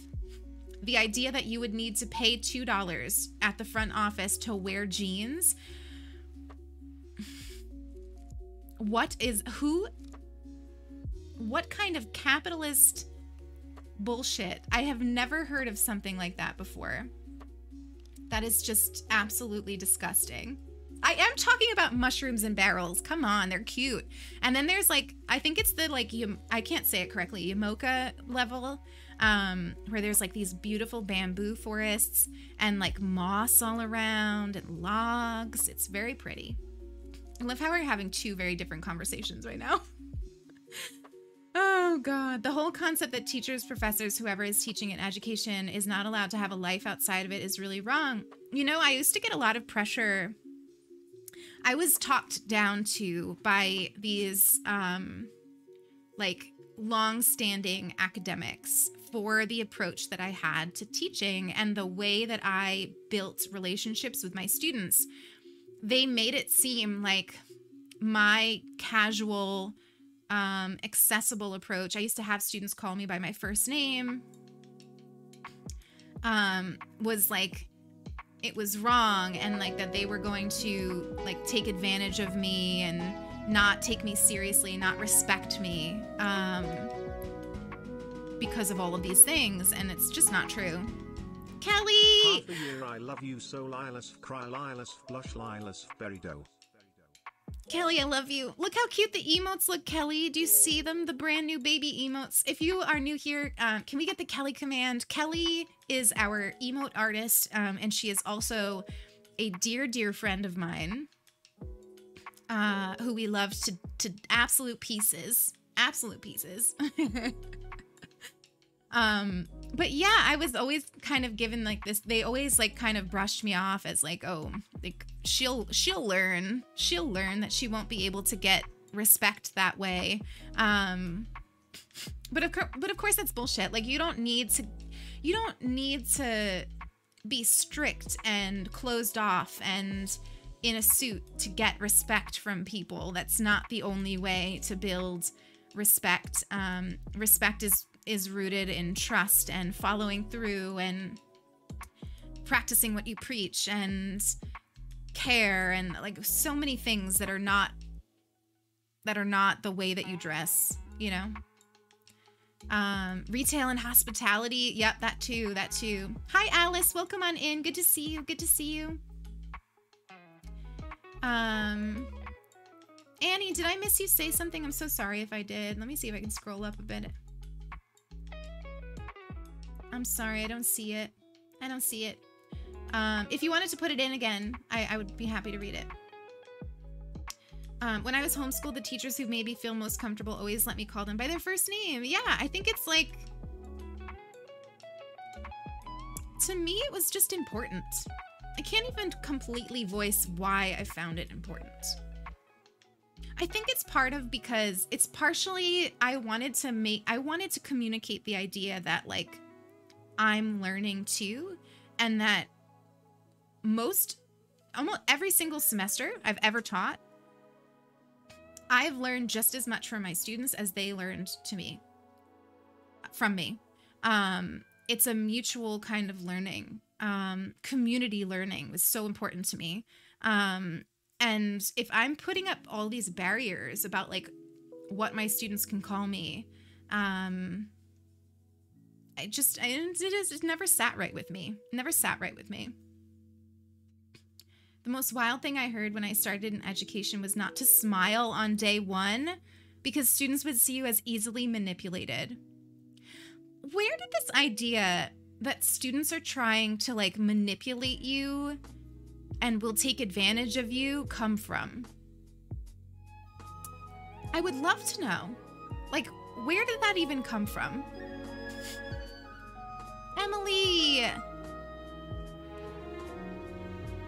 Emily, thank you so much for gifting that sub to Hex. Colin gifted a tier 1 sub to Hex Maniac. They have given You've gifted 5 subs in the channel. Brian just said it too. Emily, thank you so freaking much. I appreciate you. I appreciate you. Hex, welcome to the Fox Den. Welcome to the sub family. Remember to wander aimlessly, spread joy, and revel in the little things. It's so good to have you here. So good to have you here. Hi, JRC. Good to see you. How are you? How are you? My TA talks a lot about how the kids are manipulating us and how I need to be more firm. Gosh. It's really, yeah, they were, Brooke, teachers are taught that. It's just trash. Honestly, I feel like more people need to learn from feminists.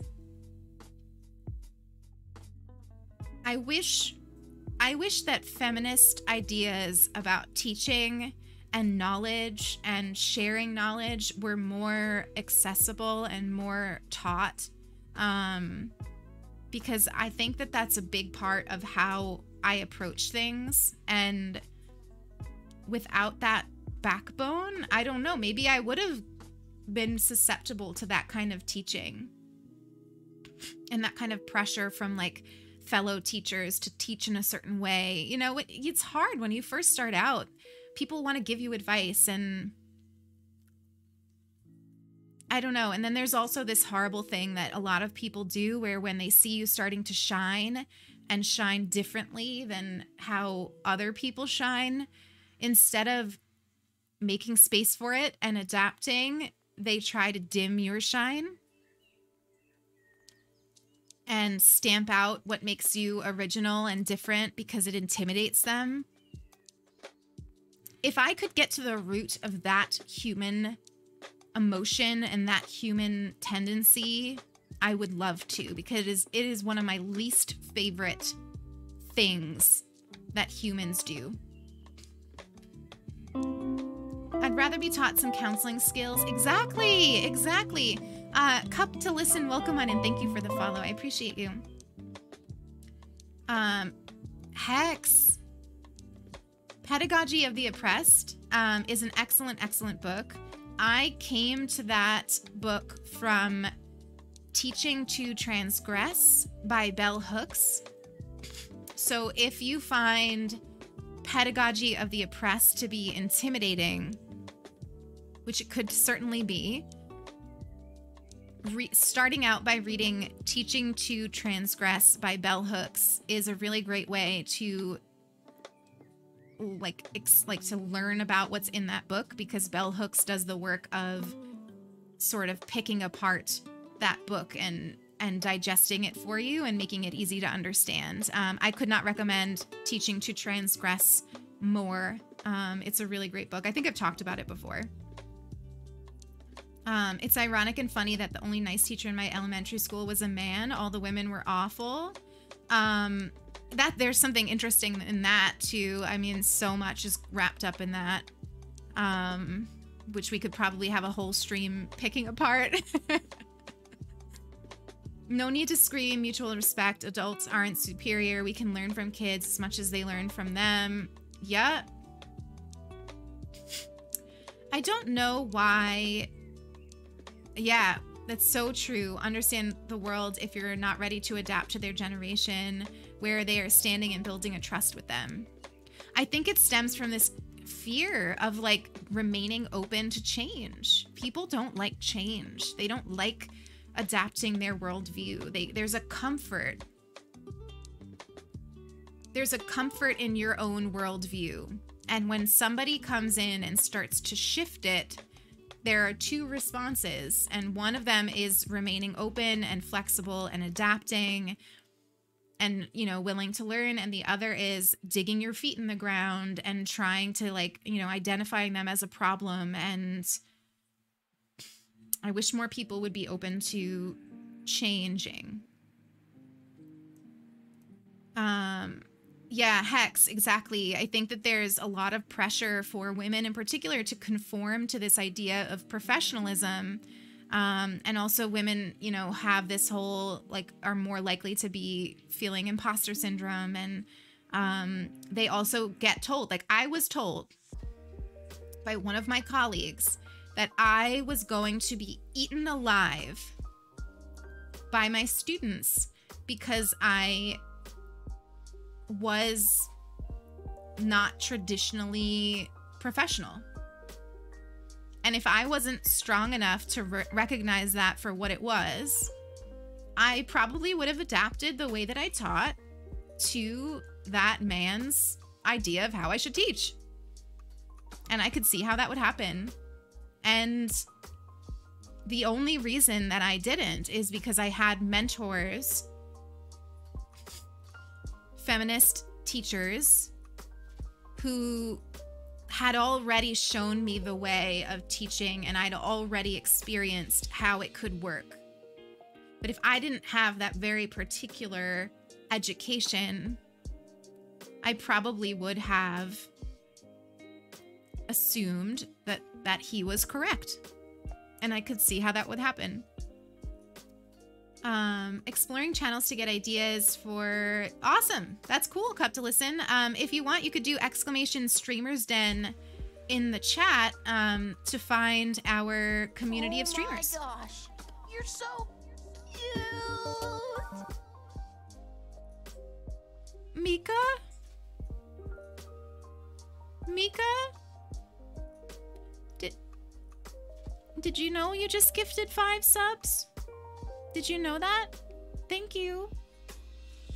Thank you so much for that generosity. You are so, so sweet. I appreciate you so freaking much. Welcome on in, Mandy Firefox. Yeah, you got a sub. Let's go low, Fulia, Tiny Tink, and Mother of Pixel. Welcome on into the sub family, everybody. Remember to wander aimlessly, spread joy, and revel in the little things. It is so good to have you all here. You are so, so sweet. But Kelly, do you like it? I made that GIF myself. I thought I had been forming good relationships with my previous colleagues, but we were a small site of only 3 classrooms, only to find out they had a secret chat dragging me for the entire... Becca, oh, I'm so sorry that happened to you. That is so sad. Gosh, that makes me very upset. Secret... Nothing makes me angrier than people who, like, talk shit. I just don't like it. I just don't like it. Like, can we just be vulnerable and authentic, please? Can we just, like, if you have an issue with my teaching, can you tell me about it so I can talk to you vulnerably and authentically? Can we just not? That should never have happened to you, Becca. You are a strong and incredible person. I can tell that you're an incredible teacher because you are an incredible streamer, and I think that those things are really, really tied together. Please don't make anyone let you feel like you are inferior. Yeah, I'm very sorry that happened to you. It's bullshit. Such bullshit. Mika, thank you again for that incredible support. You're so sweet. Emily, this is my first year of teaching and it's been so hard and messed with my mental health because of the lack of support at my school, and it makes me want to find another career path. I'm so sorry, Emily. I imagine that this year is a really horrible and challenging year to get started in teaching because everyone is going through it and adapting to virtual teaching and other struggles. So what I would say to you is, like, find your people. And I think that there's this feeling like you have to find your people at your actual workplace. And my experience is that sometimes your people don't exist there. And that's particularly true for, like, marginalized folks.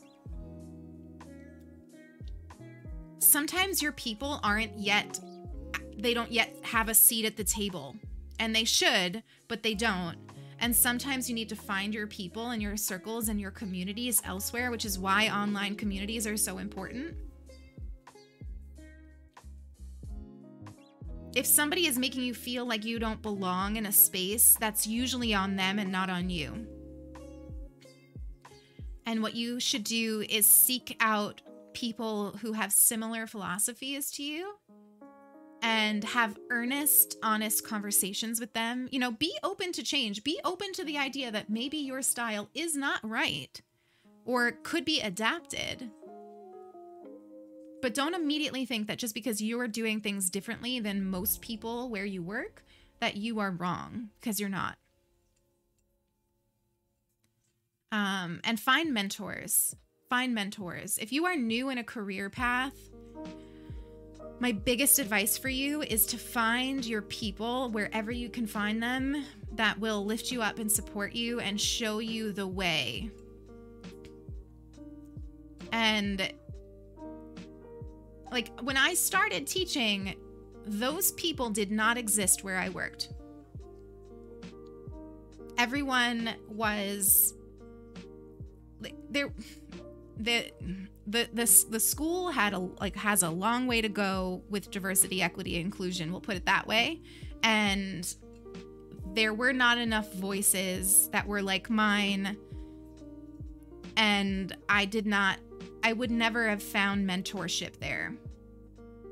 So I had to find it elsewhere. And I was lucky enough to have that from my graduate work. But if you're not finding it where you work, the problem is probably on your company or your school and not on you. There's a concept where teachers, women in particular, are seen as someone who doesn't have the right to have a life and enjoy it. It's been happening over and over that partners of teachers, after breaking up, they shared nudes. Julia, that's horrible. That is absolutely horrible. I don't even have the words. It's terrible. Oh, Tiny, you never have to feel pressure, but thank you for coming in and thanking Mika. Honestly, a lot of professions are filled with cliques and cattiness and politics, and I've found that even streaming is not immune. There are plenty of cliques, and there's plenty of drama where there doesn't need to be drama. And, you know, it's actually funny. Like right now, I'm trying to find mentors in this space because I'm practicing what I preach, right? I'm trying to find mentors here, and I struggle with it a little. It's a little hard to do. Not because I haven't met a lot of incredible people. It's mostly I don't know. I don't feel a tremendous amount of trust yet in this space. Sometimes I feel like I don't belong in this space. Like I haven't been doing it long enough to deserve a seat at the table. I you know, don't spritz me for that, but that's how I feel. And it's hard to find mentorship when you're feeling that way. So I've been trying to like sort of practice what I preach and do what I did with teaching here.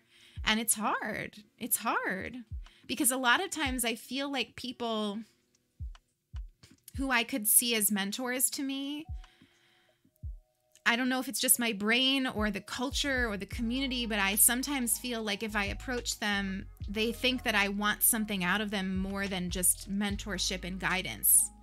You know, there's this whole this whole thing that like, you're, you know, trying to steal viewers. And that's not me, which I'm assuming all of you know, but it's hard to, like, how do you communicate to somebody? I think it just takes time and built trust, you know? If I ever figure it out, I'll let you know. I'll make a video about it. My mom had me young, so there's not much of an age gap. And now my mom is having a kid. Oh, Lost Fairy, I'm sorry if that's a little bit struggle, like if that's a struggle for you. I guess what I would say to that is that families come in all sorts of kinds of ways. And the idea that there's like a certain traditional time to have kids and this is a certain amount of age gap that you need to have and all of that, I don't subscribe to that. All of these traditional like timelines for the way we're supposed to live our life, they don't need to be a thing. So if anyone's making you feel bad for the way that your family looks, that's on them. It's not on you and your family. Brooke, no, you're cute today. All of you look cute today. This whole chat looks cute today. Oh gosh. The thing that's messed with me so much is that as a first-year teacher, you're just expected to know everything. Yeah, it's very true. It's very true. Not enough training happens with jobs these days, I've noticed. With my job, there was like this understanding that I would just like learn everything or like learn it from a Google Doc, and like I learn by failing, I learn by doing, and it's a little hard. Like I've found it challenging. One thing that I think I've realized, and I wish I've realized it sooner, but it's okay to voice how you like to learn and what you need to learn.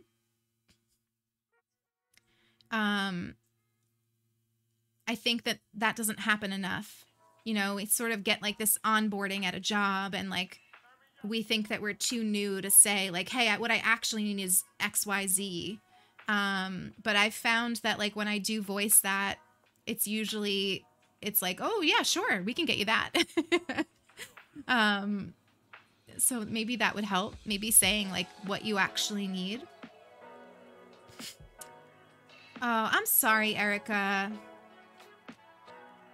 Yeah, I mean, that's what I was saying. Like, a lot of people, like, there are definitely people out there who can't stand seeing somebody else shine and try to dim it instead of learning from them. And I just wish that wasn't the case. I just wish that wasn't the case. Thank you and chat for always refilling my cup on the weekends, whether I'm lurking or sharing my struggles. Your streams are so healing and I can't thank you enough for that. Love you all. First of all, Emily, thank you for the 100 bits. But what I want you to know, what I want all of you to know is that I find these streams like just as healing.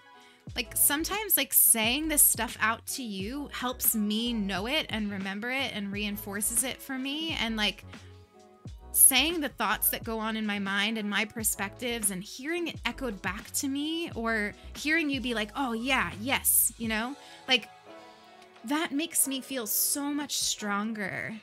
You know, I need you to know that like, if you find these my streams healing or helpful or anything restorative, number one, that's my entire goal. So thank you.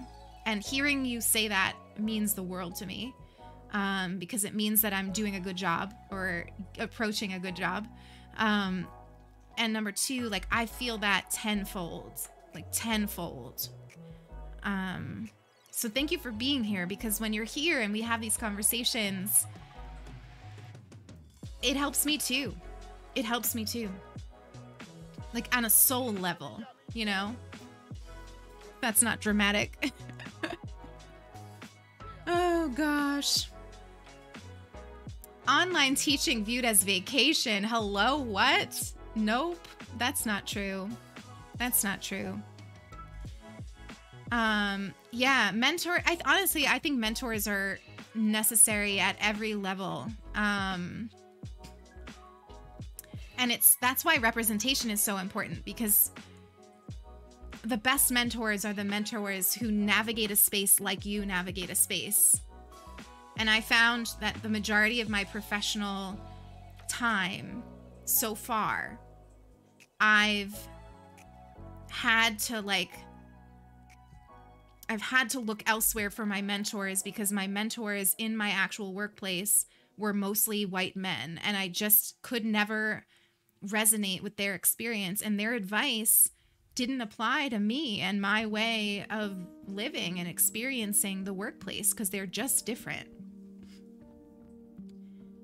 Unfortunately, what works for a white cis man in the workplace doesn't always work for other people and other identities. It's just the truth. Especially, you know, older men. Like, they lived through the workplace in a very different time. Hi, Sulky. Good morning. Good morning. I love you. We've been having a lot of conversations, Silky. You missed like book club. We talked about some queer books. And yes, you need to come spritz me at some point. I'm sure you're just waking up though. I'm sure you're just waking up and need some time. I don't even remember what I did. I said something self-deprecating. Ione is the one that redeemed it. I said something that I shouldn't have. What can I say? What can I say? You know what I did forget to do is bring water with me. So I'm going to put you on a quick be right back. I'm going to pee. I'm going to get some water because I'm like dry. And we will, pick this right back up where we left off. So this is a good opportunity. We've been live for quite a while now. Get a stretch, go pee, take your meds, take your vitamins, take care of yourself, take a deep breath. Alternate nostril breathing, highly recommend. I will be back in just a minute with some water. Water.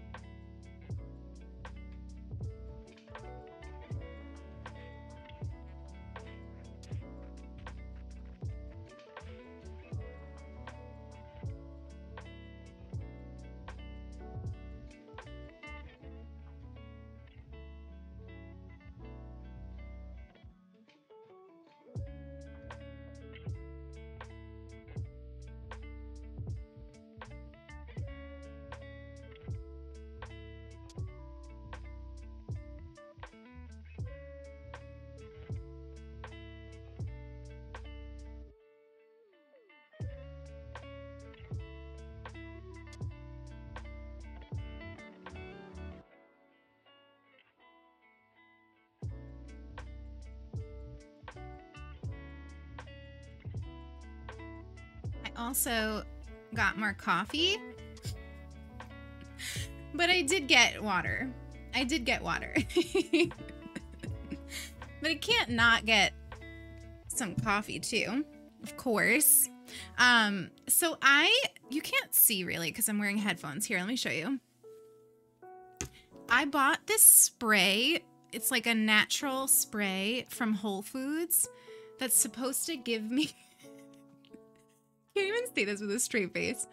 It's supposed to give me beachy waves to my hair. And it did not work. And I just need you to know that, like, nothing does anything to my hair. Like, please, if you are like me and you have, like, pin straight hair, please tell me how to get some wave to my hair. I would really appreciate it. This is the longest my hair has ever been in my, like, not in my life, but in a long, long time.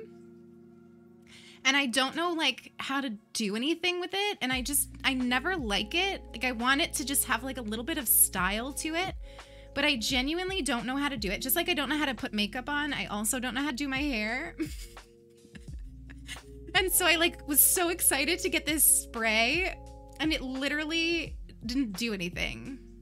It smells great, though. It's got, like, a ginger lemon smell. It smells like a tea, honestly. Probably because it's from Whole Foods.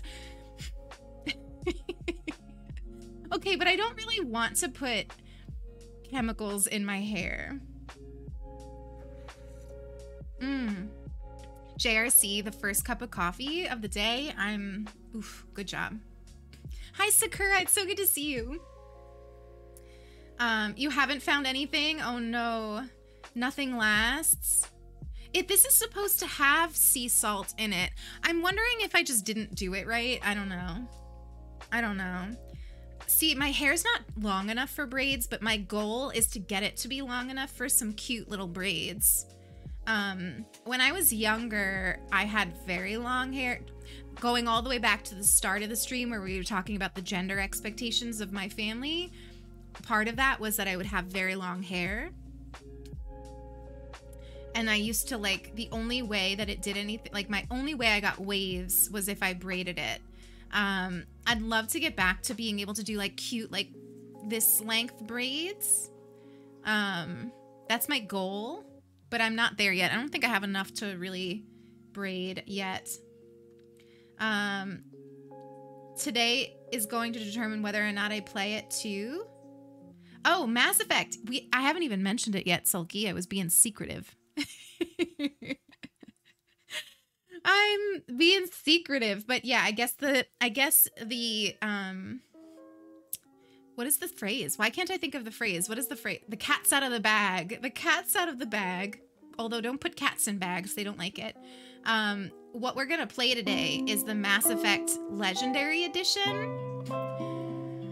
Eve, welcome on in. Thank you for the follow. Mass Effect is one of my all-time favorite games. I did a tweet about this a few days ago. If you don't follow me on Twitter, can you follow me on Twitter? I'm trying to be more, like, active and, like, talk about things on social media. So if you're a Twitter person or an Instagram person, please follow me on those channels and, like, interact with me. If you wanna. But anyway, I did a tweet about this. I've been very vocal about how I grew up with abuse and, you know, lived through it. And video games were a escape for me. And, like, the first RPG I ever played that made me, like, really realize that I was going to, like how this was going to help me was Final Fantasy VIII. And I got so into it. I used to get the strategy guides for all the Final Fantasy games. And of course, you know, it was escape for me, but it was also a point of contention in my family. They were very upset with me for spending all my time in front of the TV playing video games. My grandfather felt that video games were a masculine thing. It was like a whole big thing, but I didn't care because I loved them. And I found the Mass Effect series when I was in that relationship with a man that I've told you about, where I describe them as my dead years. It's probably unfair. I probably shouldn't describe them like that, but I very much felt like I was living, like I was the living dead. I had no interests. I was very sick. And the only joy that I found was video games and Mass Effect. I genuinely, this is not me being dramatic, I genuinely feel that the adventures that I had in Mass Effect kept me alive during those years. It is a silly game, it is a shooter game, but there's characters. It is the characters in that game and the ability to be a powerful commander woman who happens to be gay as fuck. Like Commander Shepard, like Femme Commander Shepard is the queerest woman I have ever met besides myself. And I just, like, it really saved me. It really did. And I am very, very excited to play it a little bit with you on stream. And I decided we're going to go all the way back to the beginning because the Legendary Edition came out and they changed some things about Mass Effect 1. And Mass Effect 1, I have never even replayed because the first one just paled in comparison to the second and the third. So this will be my first time playing the first one in a very long time since the first time I played it. And I was thinking, you know, we've been talking about a little bit about introducing some variety to this channel, and I think that Saturdays is a really good day to do that. Argo, thank you for the 5 whole months. Thank you for the 5 whole freaking months. I adore you. Lilas cozy, Lilas hype, Lilas cozy, Lilas hype, Lilas cozy, Lilas hype. Argo, thank you for the 5 months. Everybody, Argo is, and I was supposed to promote this last week when I was not live, but Argo is doing charity streams all month long for mental health awareness. Please go follow Argo. Please follow his charity campaign. Donate if you can, raise awareness if you can. You know, mental health is so important to us in this space. And Argo is doing incredible work raising money for mental health awareness for the whole month of May. So please, please, please go support him. Go check him out. He was playing Dead by Daylight last. He plays a lot of Mario Kart, Animal Crossing. I always have a good time when I'm in his streams. And also, Argo just happens to be one of the most, like, authentic and kind people I've ever met on the internet and off. So, yeah, good people. Good people. Yeah, I've missed Brian, too. Hi, Arcadot. Good to see you. Good to see you. You've raised over $3,600 so far. That is mind-blowing. It is amazing. It's not surprising to me in the slightest. That's amazing. That's amazing. Good for you.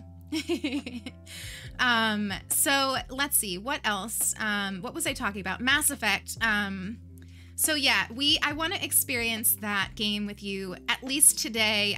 We're going to probably play it for the next couple of Saturdays. If I like it, we will maybe play through the whole 3 games together on Saturdays.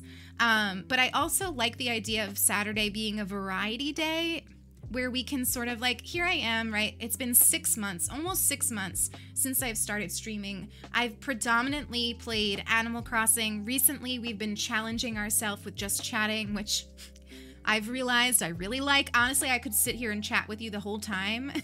So, I like just chatting. I feel like I've gotten pretty comfortable with that. So now it's time to get myself feeling comfortable trying new games. And what I want for this channel is always to be, if we are playing a game, I want it to show you the way that I incorporate games into my life, into my ideas of wellness, mindful gaming. And I think it's important for people to realize that you can mindfully game in games that are not traditionally cozy.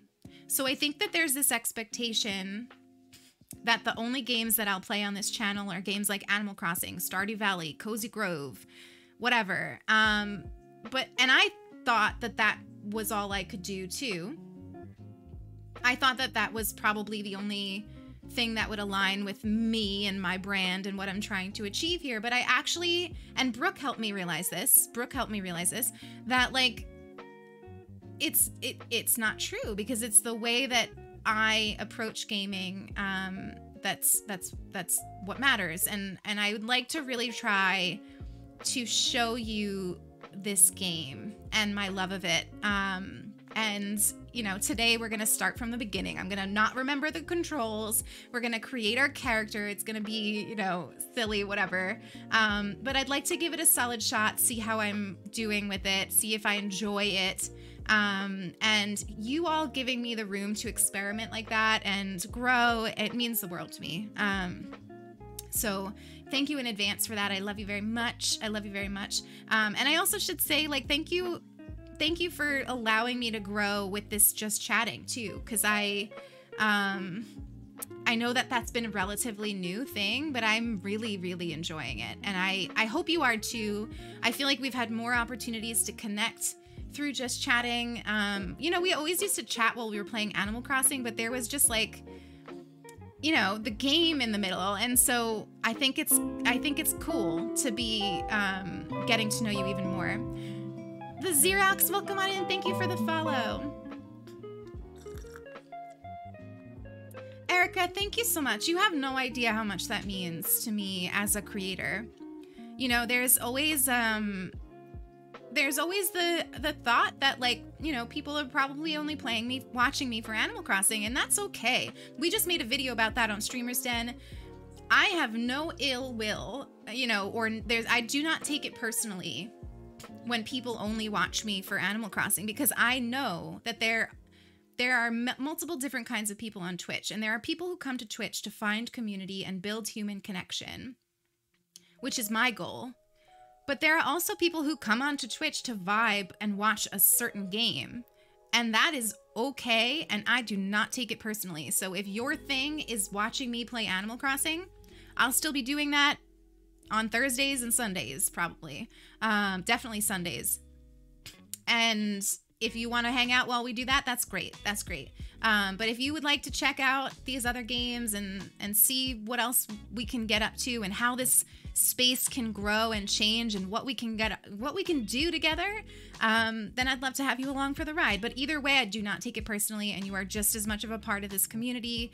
And it's time, you know, it's time I practice what I preach, right? Like I say, from my first day of streaming, the views don't matter to me. The view count doesn't matter to me. The engagement doesn't matter to me. What matters to me is that I'm learning, growing, challenging myself, and building relationships with all of you. And I'm ready for that. I'm ready to practice what I preach with that.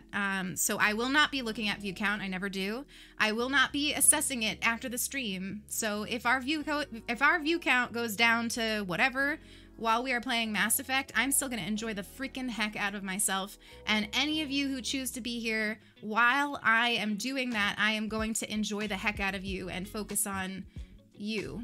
And that's going to continue for as long as we do it. So if you'd like to come along on that ride, we're going to do that very soon. And I'm so excited. I literally could not be more excited to play this game, because I haven't played it in so freaking long. It is the legendary one. And I've never been able to play it on PC, because I've always wanted to, because I used to see, like, I was so involved in Mass Effect and the community, and I knew that most players were playing on a PC, but I could never afford one. And so I always just had to have, like, my console. And so here I am, a freaking adult, finally able to, like, an adult with a full-time job who can buy a PC. And, like, I can finally live out my dream of playing my favorite game on the PC, and, like, I get to experience it with all of you. I'm gonna cry. Like, I'm serious. Like, I'm not even kidding. This game means so freaking much to me. So yeah, we're gonna check it out today, and I'm so excited. Lilith, I love the just chatting. It feels like I'm talking with friends about all these important issues. Oh, I'm so glad, Joe, that you enjoy it. Honestly, I do too. And it's because I haven't been teaching. So like when I started streaming, I stopped adjuncting. And mostly I stopped adjuncting because I stopped wanting to be affiliated with the institution where I was teaching. I made a very calculated choice that they did not deserve my time, my energy, my expertise. It was hard. It was hard. Eloise! Eloise! Thank you for the 6 months. Thank you for the Hello, 6 lovely. months. So proud of you, sending so much love. Less than 3. I'm proud of you and I love you. I'm proud of you and I love you. Thank you for the 6 whole freaking months. But yeah, I made this calculated choice to step down from teaching because I was frustrated with the institution that I was working for and how little care they put into everything, but including, especially diversity, equity, and inclusion. I felt like they were using me and my queerness to check off a box, and they were shallow with what they were offering to students. And they were using me as this pillar of like diversity when of course, like, I'm just a freaking white woman. Like, this is not enough. Like, oh my God, it is not enough. And they were just, I was very frustrated, and I realized that they didn't deserve my time, my expertise, my energy. So I stepped down from teaching, and I found Twitch. And I didn't know it at the time, but this is, it scratches that itch, like my love of teaching. And so these just chatting sessions and the ability to like share my reading list with you and have some of you care about that and talk about like queer issues and make you a reading list for Pride Month, like, you have no idea how much that means to me, because I thought that I was sacrificing that when I stepped down from teaching. And so, yeah, I mean, thank you for that. That's me saying like I get just as much out of it as you do. So thank you. Enjoy your dinner, Victoria.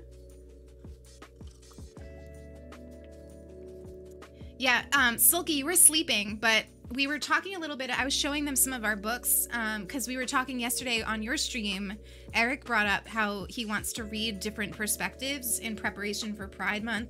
So I showed them a few of our books.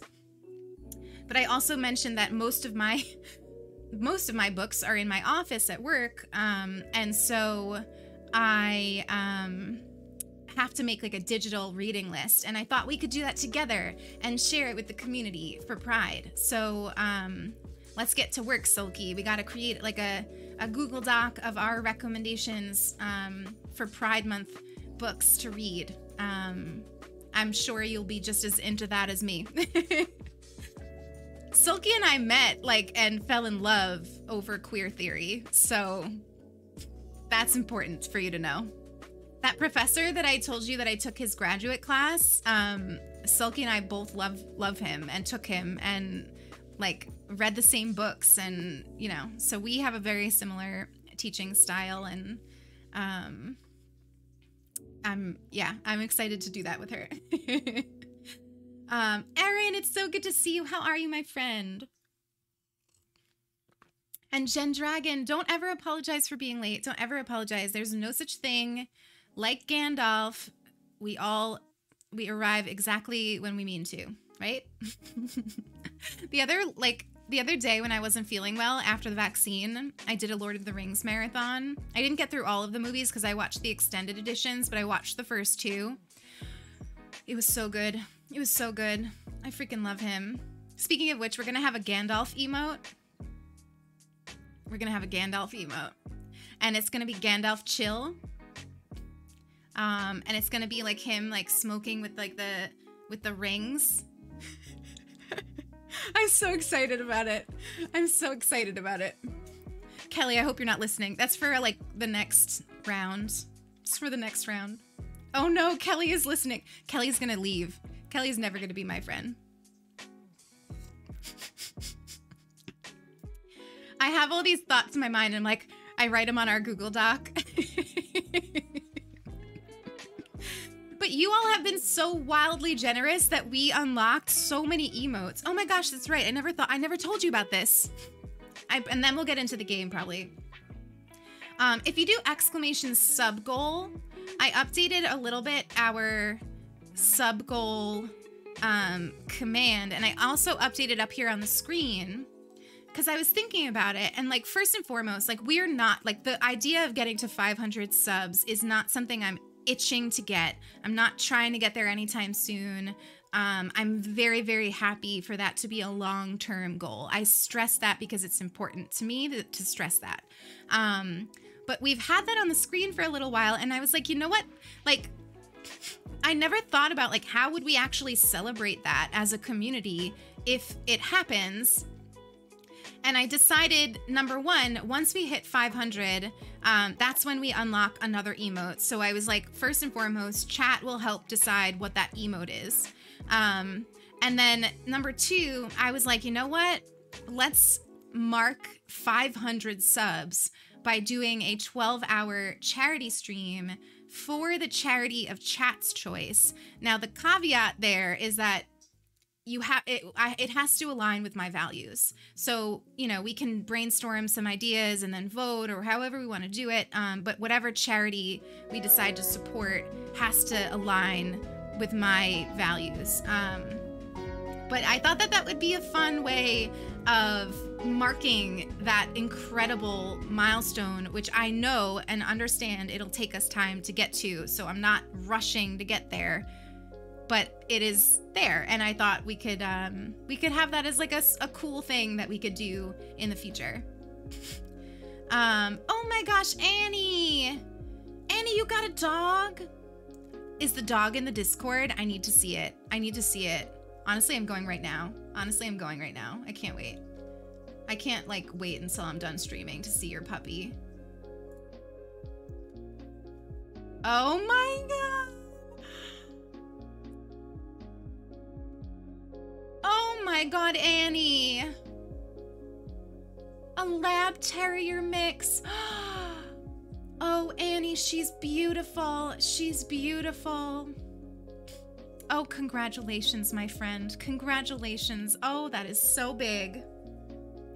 That is so big. And she connected instantly with your son. I'm so happy for you, Annie. And thank you for the 5 months. I love and appreciate you so much. So much. Hi, NJ. It's so good to see you. Please, Annie, keep us updated on this incredible pup. I'm so excited for you. Oh my goodness. Sulky, when can we get a dog? I want one. Oh, I'm so excited. Oh my gosh, you're done with the spritz emote. I'm so excited. Nitsui, welcome on in. Did I say that okay? Please correct me. I feel like I might not have, if you're comfortable correcting me. But welcome on in. Thank you for joining us. Get Lilith a dog. I see, right now it's really not the time. Because we're living with my grandmother and like, my grandma has like animals already and we're taking care of them and it's a lot. So it's not the time for us to have a dog. But we want one so bad. But you know what? Like this time that we are like wanting one, it'll make it all the sweeter once we do finally adopt a dog. And we'll thrive. Did I tell you all? I think I didn't. My niece and nephew are coming next week to visit from Denver because Sulky and I are now finally validated. I just wanted to say validated. Vaccinated. We're going... What did I just hear? We are having a visit from my brother, my sister-in-law, and my niece and nephew next week, and they are going to be here for like the whole like weekend. And I haven't seen them in well over a year. My niece and nephew have both gotten so big, and I'm just so excited. So yeah, you won't meet them or anything. I value their privacy. I won't be like posting pictures of them or anything. But my grandma's so excited. She's worried they won't remember her, but that's not true because we've been FaceTiming and stuff. So it's going to be a blast. It's going to be a blast. So if I'm like a little less present on the Discord and stuff, that's why, which I'm sure you all can understand. But my grandma and my niece share a birthday on the 19th. So that's why they're coming in, and it's going to be awesome. He's in donut form. Oh my God, he is. I know. Isn't that funny to be like validated instead of vaccinated? Did you all see, those of you who are in the Discord, I posted a picture of Moon yesterday. He looked so ridiculous. He was like completely flopped over. He's so cute. Hi, Alex. Welcome on in. Thank you for the follow. I appreciate you. Good to see. Who am I? I'm Lilith Fox. Mindfulness gamer. I don't know. Who am I, chat? Who are we? Who are we indeed? Should be glad we haven't been raided today, because I'm always like, who am I? Mindfulness extraordinaire. That's who I am. Thank you. I will enjoy them, Jen. I'm really excited. I'm really excited. They're really sweet. My brother and I have a complicated relationship. He's a real lot. He's a real lot. But I love my niece and nephew to pieces. And I'm really excited. I'm a weirdo too, Alex. You'll fit right in. You'll fit right in. We're all weirdos here. How are we feeling about the mask requirement? It makes me really nervous. It makes me really nervous. I'm not gonna lie. I just don't see how it's going to be enforced. And so there's a lot of people in my area who are not like into masks, and they aren't into vaccines. And I just imagine that they're going to be like walking around without being vaccinated and without a mask, and it makes me nervous. And I already said that I plan on wearing my mask for like 3 years, if not the rest of my life. I really like walking around with a mask. I really like it. Hi, Nia. It's good to see you. Welcome on in. I was exploring and I came here, and I'm Chilean Spanish. Well, welcome on in. It's good to have you. It's good to have you. I'm glad that you wandered on in today. But yeah, I don't plan on not wearing a mask. But it's funny because like we were just starting to get comfortable taking my grandma out, because she's been vaccinated, and she was wearing a mask, and she loves shopping. And so like her quality of life goes up if she can go out and explore stores and like go to Target and TJ Maxx. So I hope that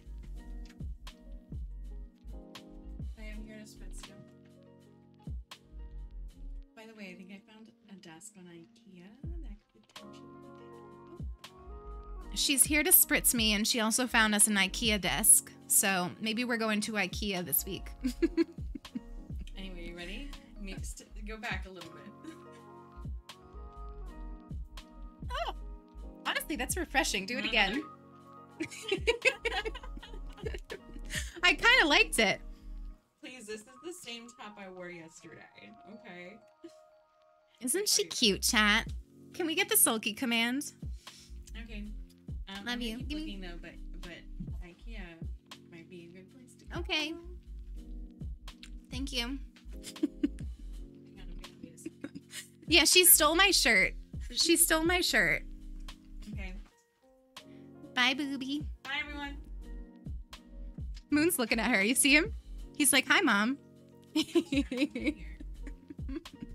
Honestly, that was really refreshing. So maybe I'll just do a little bit more negative self-talk and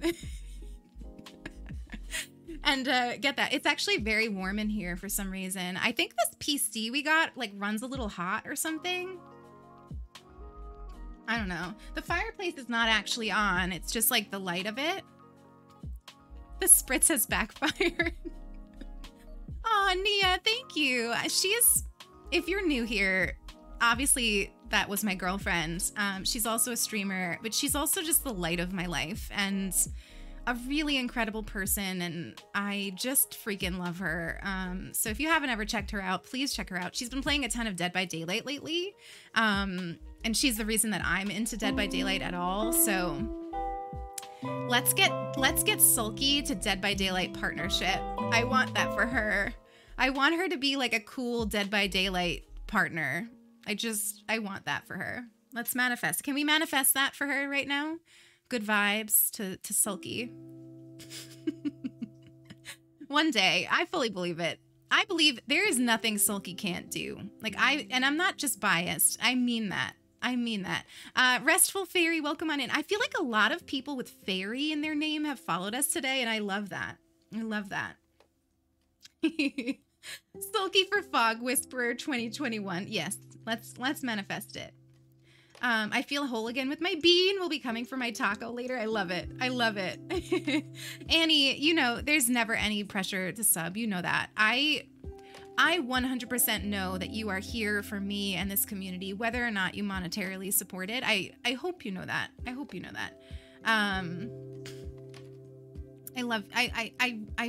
all know that. I feel like I need to say this. I'm not looking in the chat to see whether or not you have your bean, because there's a lot of reasons why people sub and unsub, and I never take that personally. I don't take it as you don't support me, you don't support this channel, I've done something to offend you, whatever. I see it as a gift anytime you choose to sub. So I'm never looking for that. I hope you know that. It's super important to me that you know that, all of you. I do. I just enjoy you being here. It's the biggest gift you can give a streamer is showing up. It truly is.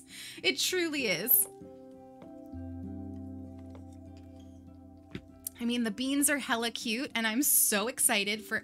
Wait a minute. We had some 6-month subs. Who subbed for 6 months today? I bet you it was somebody with a first badge. But 6 months is the first month that you've seen the bean sack. So, do we have some sacks in the chat? Kelly, but you have the first badge. Damn it. Damn it. We need somebody to get to 6 months that doesn't have the first badge so that we can see the sacks in the chat. Oh my god, Eloise! Eloise, you have it! I'm so excited. Do you see it? How cute is it? We've got a single sack in the chat. Eloise and her sack are in the chat. Kelly made that, of course, because she's amazing. And I love it so much. Oh, Eloise, I'm sorry I didn't notice it. It's because I meant to get... So when we first got affiliate, I went in and gifted all of my mods subs because, number one, I wanted to do that for them. And number two, I thought that would guarantee them a first badge. And I wanted my mods to have the first badge. And then I realized that when you gift a sub, they don't get the first badge. And I was so crushed. And so in my mind, Eloise, you had the first badge. So yeah, if you're ever reaching affiliate and you want certain people to get the first badge, just know that you have to like let them sub on their own in order for them to get it. How come the music is off? Is it just quiet? I don't hear music. Do you? Am I the only one not hearing music? Okay. Is it just too low? Okay, I just don't hear it. I'm fine with that as long as you hear it. as long as you hear it. Although I should freaking hopefully hear the game. I tested it before stream that I could hear the game, so hopefully we'll all be able to hear it. And we should probably play the game because it's already 12:38, and I'd like to like get past just character creation.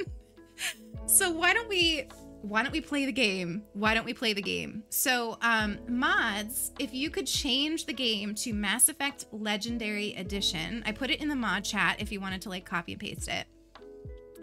And I will open up the game.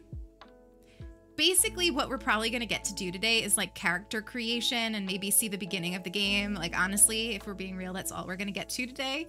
But isn't character creation the most fun? I think it is. All right, so let's see here. We got PC game.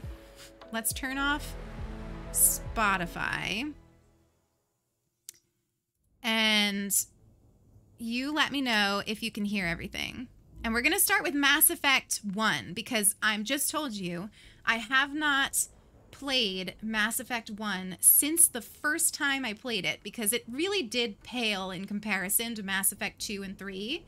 I was always glad that I played it. But I wanted to I really wanted to never play it again because it was a little boring.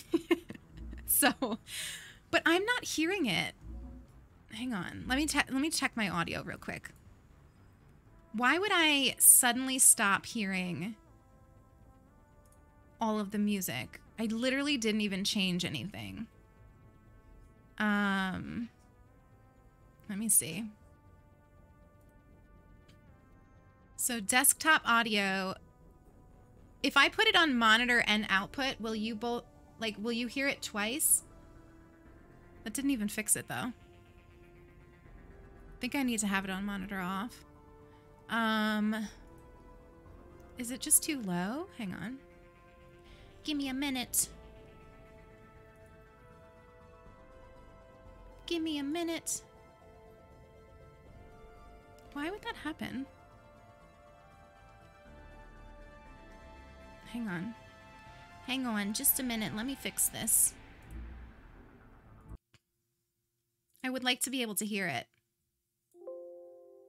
Let me put the Spotify back on for a second.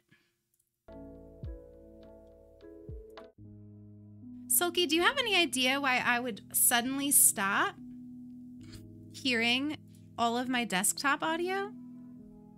Because I've been hearing it this whole time, and now I'm not. And I just don't understand that.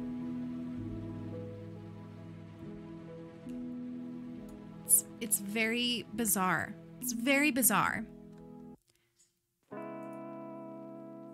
Advanced audio. I do want it on monitor off, right?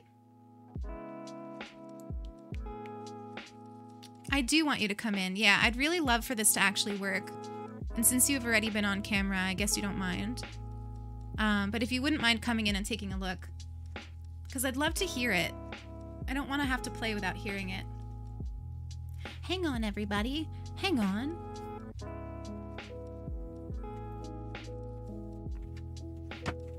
So, the whole stream I've had it so I could hear, but now all of a sudden I stopped hearing it. Look at all this. Open? Look at these waves. No, I turned them off, but you can test it with... It's not on Origin, right? It is. It's on Origin? Well, it's on both. Which one are you playing it on? Well, Origin automatically opens but I've been playing it through Steam. So I could close off. Okay. It'll open again when you open it back up. Okay. But you can test it with Spotify right now. So first... See my beachy waves, everybody?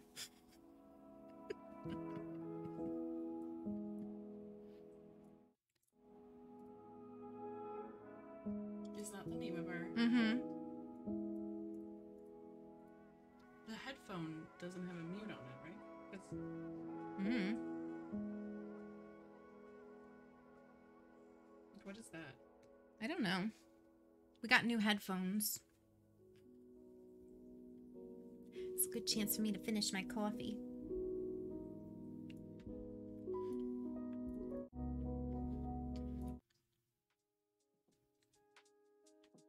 Yes, it's nice to see Sulky here. Doing the work. Weird, right?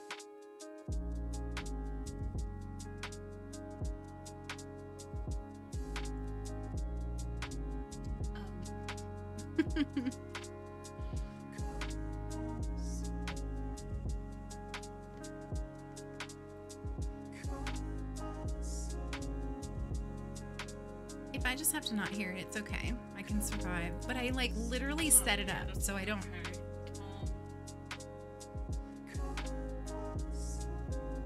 This is the most finicky PC I've ever had.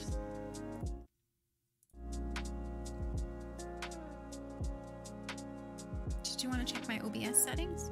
I think that they're fine, but... We're about to start, Nelly. We're having some audio issues. Can you all hear Spotify right now? You should be able to.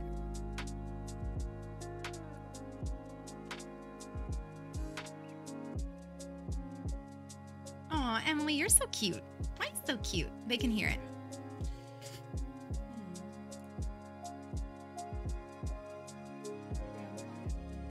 Yeah, try it.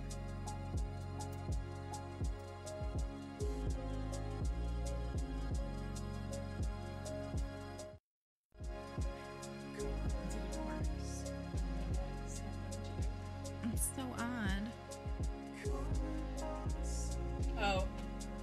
What happened? This wasn't plugged in. Oh my goodness. Oh my goodness. Okay. Okay, but let's make How dare I sure- call myself a pro streamer? We were able to hear the game before, so I could hear it. Yeah, I Yeah, so I tested think it, that so I think everything's the all issue good. was the headphones. okay. I'll pause this for you so you can. Mm-hmm. Okay. Thank you, my love. I appreciate you.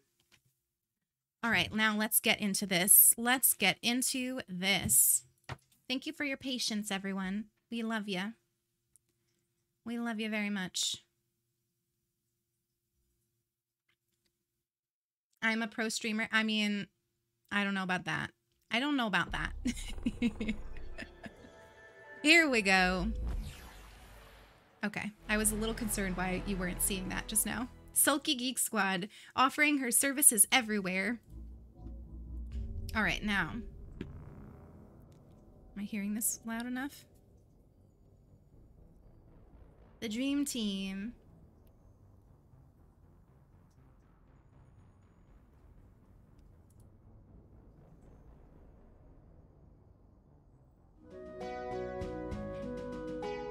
Belladonna.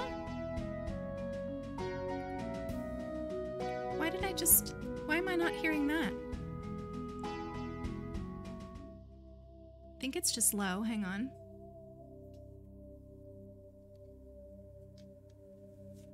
There we go. It was just low. Belladonna, thank you so much for the 5 whole freaking months. I love and appreciate you so much. So much. The music is already getting me. I'm emotional right now. I am emotional. Welcome to Alliance Military Database. Classified information requested. Can you all hear it okay? I can hear it fine. I don't know if you Secure can. connection. Secure connection confirmed. You can't see it. Oh my... Hello? What? Hang on. Thank you for telling me that.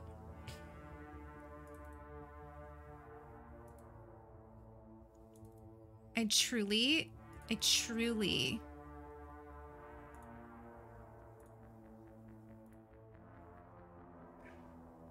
Okay.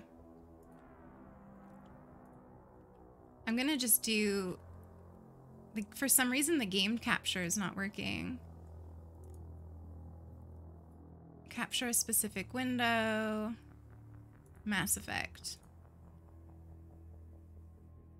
Is that not gonna work?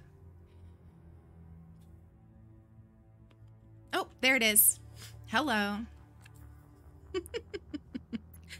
All right, so obviously we're gonna be Jane Shepherd because that's just, you know, Please what we're gonna log do. in to access your profile. And we'll be Lilith. Profile reconstruction complete. Wait. Please log in to access your profile. Oh, enter new. I don't want to be. Okay. Custom. Please log in to access your profile. There we go. Oh, you can't see me. Oh, God. If you watched the new streamers video, Sten video, we talk about how when you start trying something new, you suck at it at first, and that's what's happening here. Data corruption detected. Please reconstruct. Here we go. Back to work. Confirm pre-service history. Okay, so you can choose between Spacer, which is like, you know, you were born in the military and you like follow in your parents' footsteps and enlist right when you can at 18. But I never ever do that because I don't like the idea of just like blindly following in my parents' footsteps because of my particular set of life experiences. So I never choose that one. There's Colonist, where you were born and raised on Mindwar, a small border colony in the Attican Traverse. You were 16. Slavers raided Mindwar, slaughtering your family and friends, and you were saved by the Alliance, and you enlisted in the military a few years later. That one's a whole lot. It's a whole lot. And then there's Earthborn, where you were just an orphan raised on the streets of the great megatropolises covering Earth. And you escaped the life of petty crime and underworld gangs by enlisting with the military. Krogan rebellions! Oh my goodness. The Krogans have arrived. Well, come on in. Thank you for the follow. We're going to be Earthborn. I don't like the idea of, like, I think Earthborn is like the most Psychological profile. me. Of course they're dramatic. Yeah, I'm always the orphan. And then you can be Sole Survivor, which is like you went on a mission where things went horribly wrong and everyone died except for you. War Hero, where you like sacrificed yourself and risked your own life. Or Ruthless, where you like have a reputation for just like getting the job done no matter what. I happen to think that War Hero is the most like Commander Shepard. Like based on the stories of like what happens in the series, I feel like War Hero makes the most sense for me and how I play. So we're gonna go with that one. Confirm military specialization. I'm so excited right now. I'm like geeking out so hard. Okay, so Soldier is like basically you're just doing the whole gun thing. I don't actually love shooting games, so it's funny that I love this game as much as I do, and I think that the reason that I do is because I play as an adept, and I focus a lot on this like power, which is a lot like magic in my mind, where you can like lift people up and like you can do damage through like this like power called biotics. So I like to play as an adept because I just feel like a mage. And I can like minimize my amount of gun use. Because I'm not like a pro gamer by any means. I'm assuming that's obvious. Nacho Cub, welcome on and thank you for the follow. So yeah, we've got our adept. But the other ones are engineer, which is like you're good at like tech stuff and you can sort of, what is the word? Can't think of the word right now. I want to say dismantle, but it's not the word. But basically you like corrupt things so that like you have an advantage. So that's a cool way to play too. Infiltrator is like your sniper kind of thing. Sentinel combines like biotic and tech. And then Vanguard is also a cool way to play. And I used to play like that for Mass Effect 3. Where you like are a biotic warrior, but you also use like shotguns and stuff. But this is a little too in the face for how I feel like playing right now. So we're going to play as an adept. The other reason that I play as an adept is because the character that I like to romance in this game is Liara Tassoni. And she happens to be a biotic. And I just feel like because I'm a human and I'm a biotic, it makes her more likely to love me. So we instantly have something in common. So that's another reason that I choose it. Facial identification. One thing that has always bothered me about Mass Effect character creation is that they give you this custom one, or like the default one, but if you go to change appearance and do like a custom one, that person goes away and you're stuck. Like you have to like I would love to just get that person and tweak a few details, but instead I have to start from scratch with this person. But it's okay. It's okay. I put tater tots in my tacos the other day. I freaking love tater tots.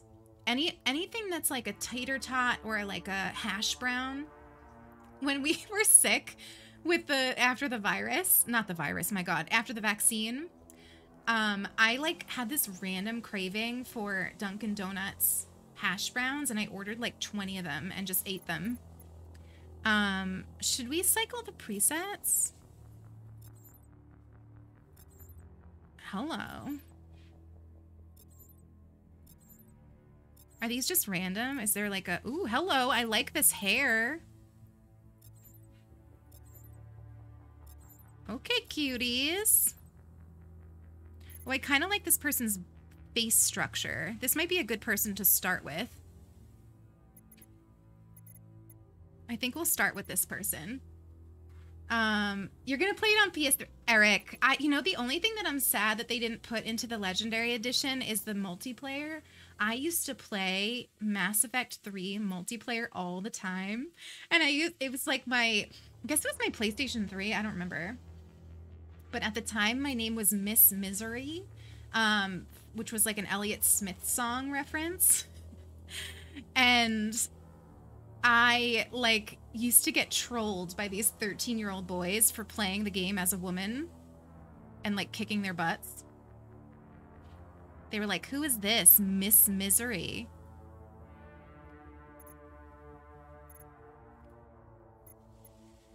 I guess we can have a slight tan. Is that, it goes from like very pale to, oh, hello, this is more me. Okay. I know, it's so fun. It's so fun. Do you know that Elliott Smith song, by the way, Miss Misery? I don't have any freckles, so we'll just... What is the difference between these two? This one's very airbrushed. This one's like a little bit more real looking. We'll do that. Neck thickness, my goodness. Is that making it thicker or thinner? Oh, okay. Yeah, we don't want a thick neck. We're good with not having a thick neck. Eric was always the tank. Is that the Vanguard? Because that's what I used to play as. I was pretty good with it. I used to really like I liked the gameplay in Mass Effect 3 the most. I think I'm okay with the cheek width. It's fine. She needs some hair. We've got... Did that do anything? Okay. We don't need to have gaunt cheeks. Do I... Is that making them more gaunt or less gaunt? I think that's making them less gaunt. Yeah. Okay, cool.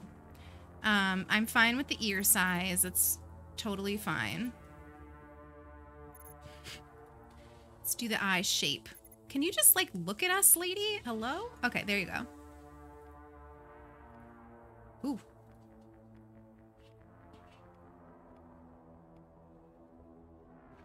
Those are pretty.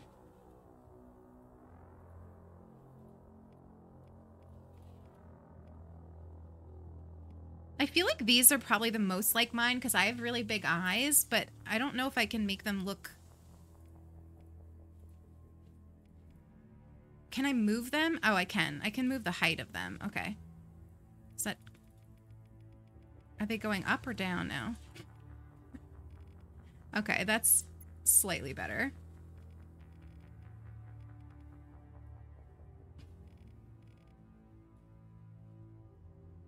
Okay, that's a little better. Getting there. When I powered through Mass Effect, it was about 5 years ago. I had just quit alcohol for good and needed something to fill the time.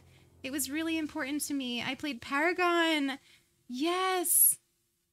I love that, JRC. See, I feel like this game means a lot to a lot of people. I really do.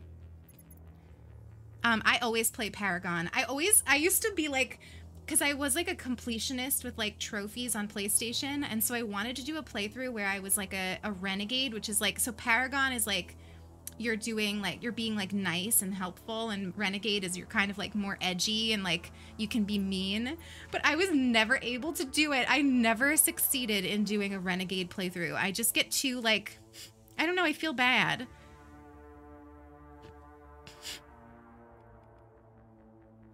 Iris color. Do you have blue eyes? Oh, those are cute. I think those are most like me though, but I kind of like the gray ones. But I guess these are probably most like mine. Oh, or maybe like the lighter blue. That's probably good. All right, let's see here. Jaw. I'm okay with the jaw. We don't need to go wild here. Mouth shape.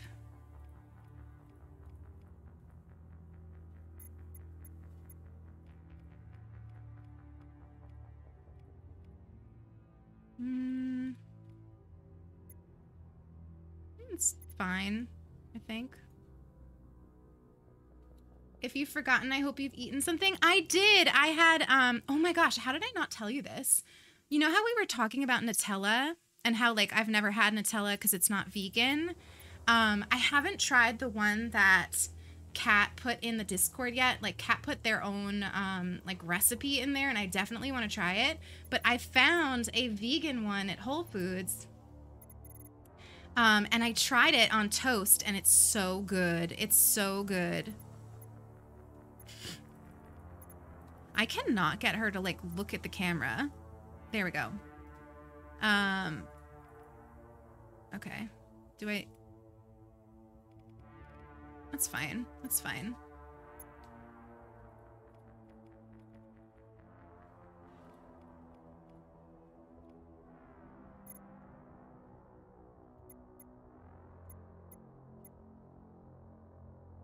I feel like that nose is fine. Let's just make it lower.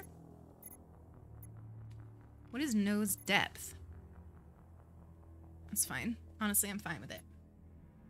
It's so good. It's so... I can't believe I've gone my whole life without having Nutella. I really can't. Why am I struggling so hard to get her to look at the camera? All right, hair. Now, this is important. What would I got here? I'm not gonna lie, I'm kind of vibing with the shaved head. Like, I kind of like it, although this is kind of cute too.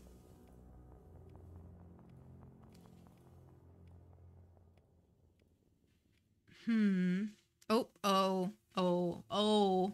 This with like a color.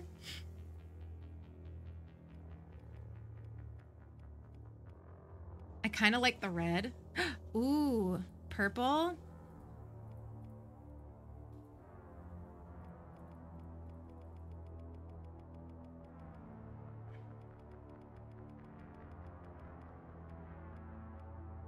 I'm kind of loving the purple.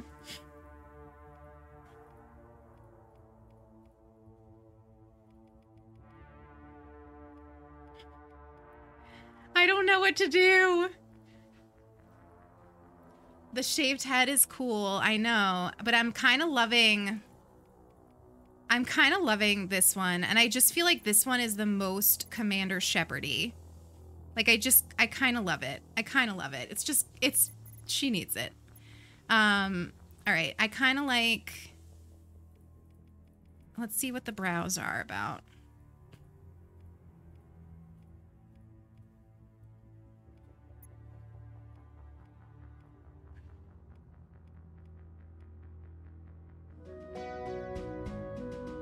Guy!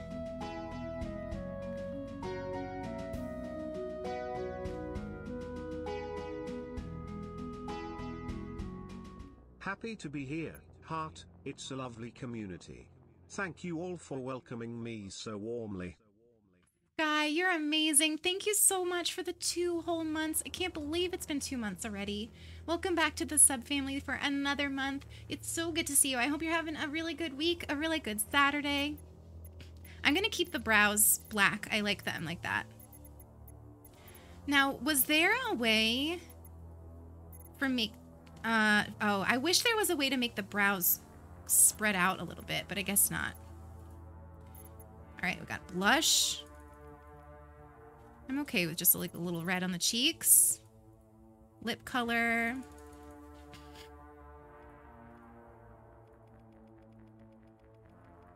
Hello, that's a lot of options. I don't want her to look super made up. Just because I'm never super made up. Something sort of natural like that, I guess. Hello, Commander Shepard. With the smoky eye. Excuse me. Excuse me, Sky, you never, ever, ever have to apologize for being MIA. I hope you're doing all right. It's so good to see you. Anytime you can be here, it's good to see you. I like this one. I like this one. Also, I'm absolutely loving the eyebrow scar. I wonder if we can get the eyebrow scar by itself.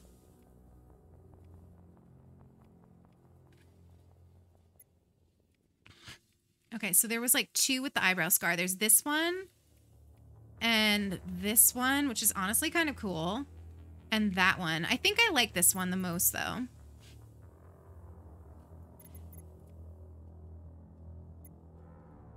Yeah, we'll go with this one. I like that one. The eyebrow scar is like so good. So good. All right, this is our Commander Shepard. Do we like her? I think she's a cutie. I think she's a cutie. All right, finalize. Construction complete. Love her. All right, here we go. Identification confirmed. We'll do normal combat. Auto level up, no. Sure.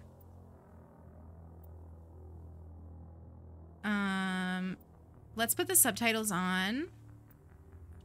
Speaking of which, my subtitles are not on. Hang on. Let me see if I can fix that real quick. Why is that not happening?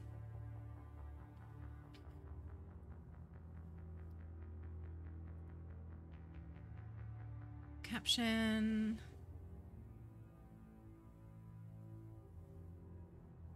Mic. See? Hello, hello, hello. Is that working?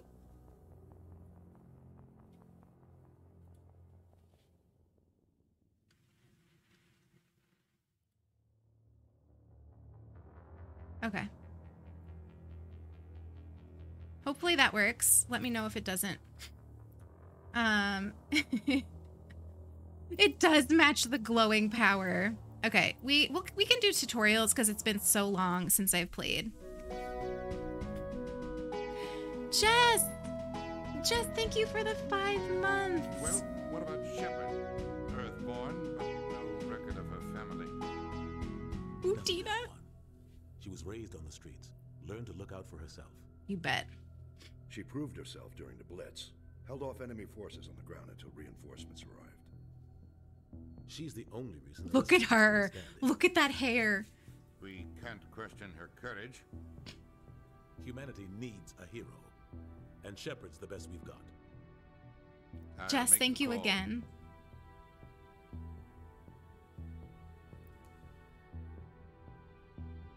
Am I going to read this out?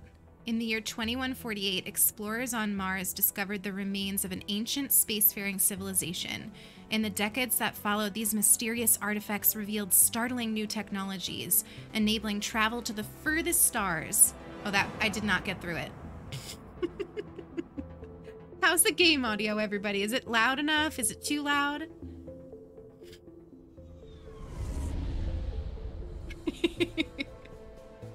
It's good. Oh, the music in this. This is Mass Effect, Sky.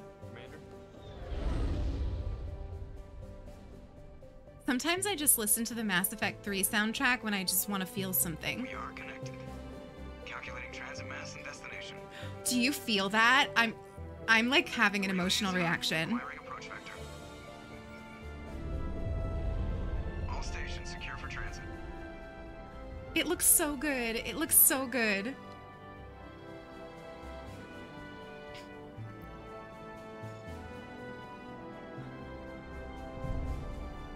She's amazing. Approach run has begun. Her face. Oh my god, I love her.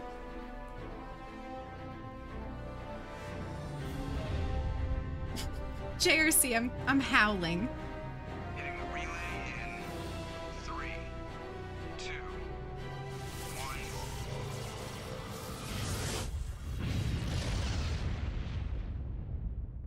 Lift off. Thrusters, check. Navigation, check. Internal emissions sync engaged. All systems online. Drift. Just This under is Seth 1500. Green, by the way.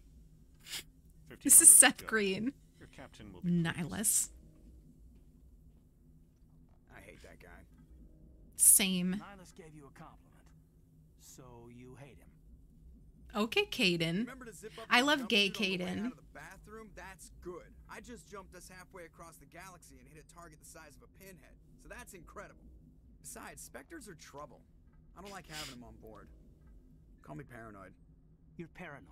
The council helped fund this project. They have a right to send someone to keep an eye on their investment. Yeah, that is the official story. But only an idiot believes the official story. We agree.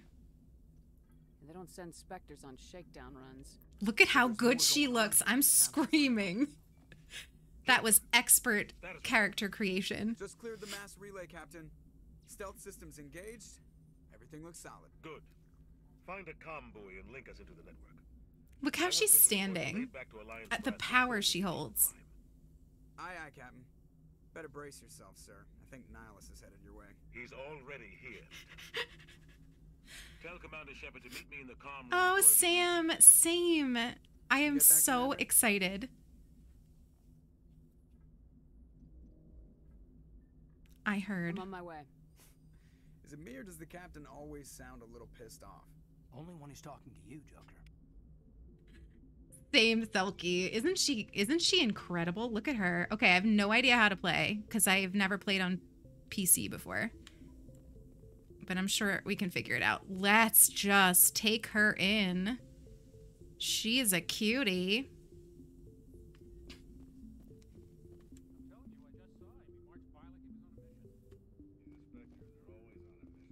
One of my favorite things about this game is all the little bits of like story you can hear and like character building when you're just like walking by.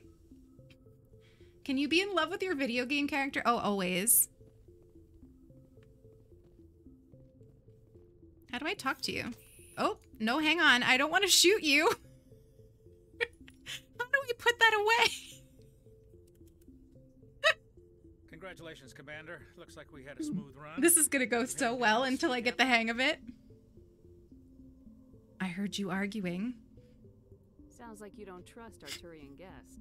Sorry, Commander. Yeah, Without Maria. down at engineering. I didn't mean to cause any trouble. Hang on.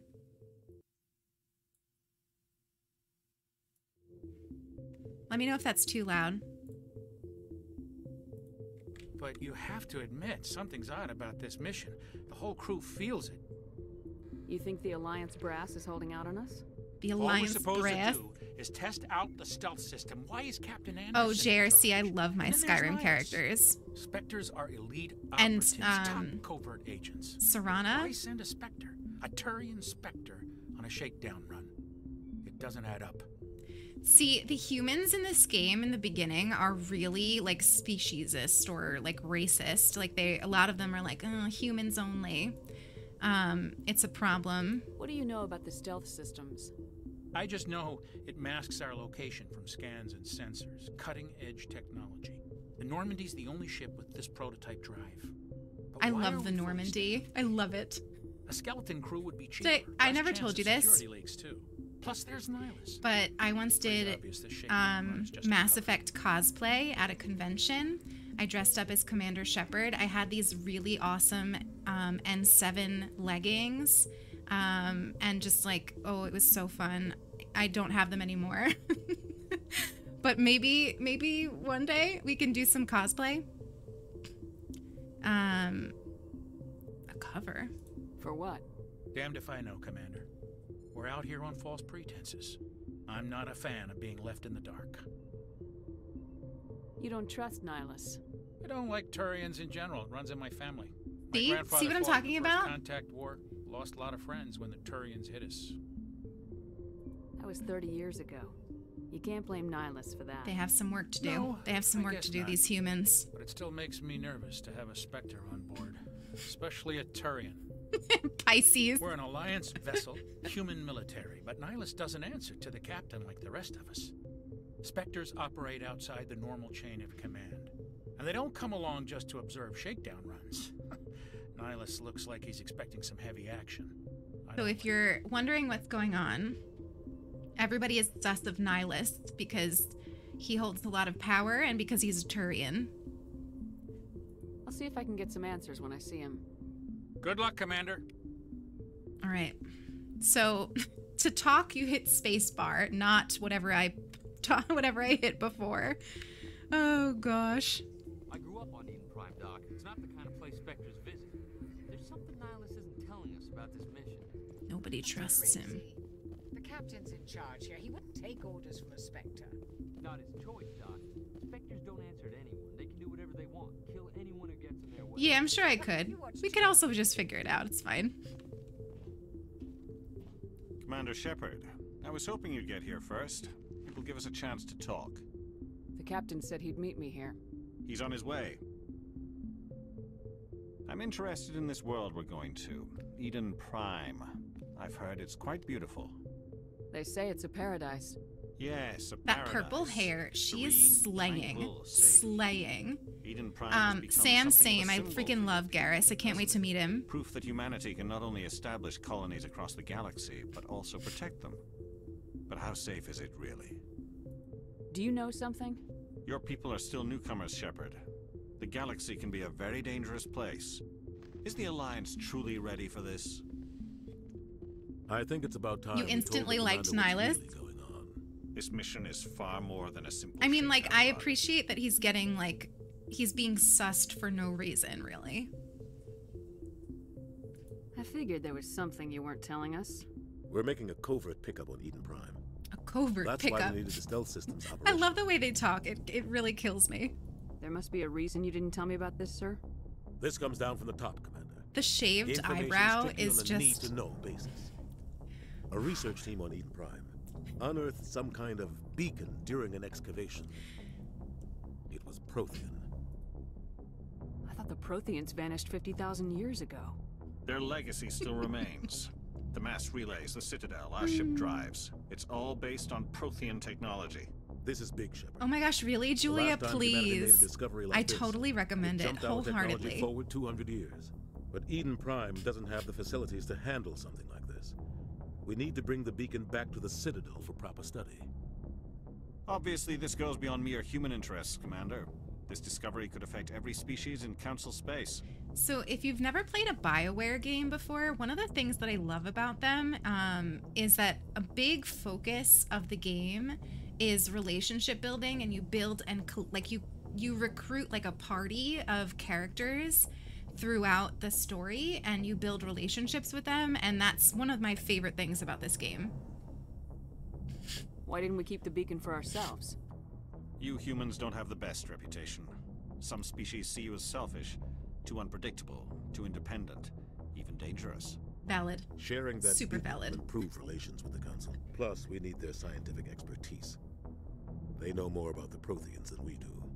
The beacon's It's so not the much only fun. reason I I'm can't here, wait to like Shepard. show you, Nihilus like wants to start see you in romancing. You can have like they have here like to some evaluate. serious sex scenes. Like they don't like go into like real like it's not that, but they are spicy. They are spicy. Guess that explains why I bump into him every time I turn around. The Alliance has been pushing for this for a long time. Humanity wants a larger role in shaping interstellar policy. We want more say with the Citadel Council. The Spectres shower represent scene. the Council's power and authority. If they accept a human into their ranks, it shows how far the Alliance has come. You held off an enemy assault during the Blitz single-handed. You showed not only courage, but also incredible skill. That's why I put your name forward as a candidate for the Spectres. Why would a Turian want a human in the Spectres? Not I all love the Turians spicy resent scenes. They're so humanity. good. Some of us see the potential of your species. And your See what you friendship have with to the offer to characters rest of the build galaxy throughout all three and games. to the Spectres. We are an elite group. It's rare to find an individual with the skills we seek. I don't care that you're human, Shepard. I only care that you can do the job. Okay, Nihilus. I assume this is good for the Alliance. Earth needs this, Shepard. We're counting on you. I need to see your skills for myself, Commander. Eden Prime will be the first of several missions together. You'll be in charge of the ground. I'm sure I'm gonna embarrass Secure the them. beacon and get it onto the ship ASAP. Nihilus will accompany Oh, you. God. I think we're good. We can just go. Just give the word, Captain. We should be getting close to it. I'm ready. Captain, I'm ready we to got a get into problem. this embarrassing combat. What's wrong, Joker? Transmission from Eden Prime, sir. You better see this. Bring it up on screen. I love Captain Anderson, by the way. I have a deep love in my heart. Get down!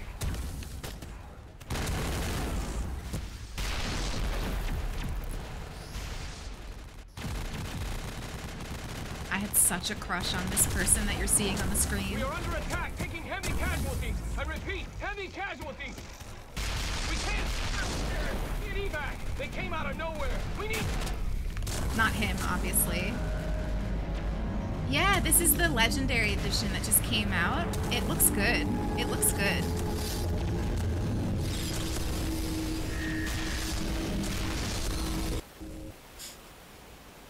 They updated a lot of stuff too, like not just graphics, but also like combat and some of the gameplay.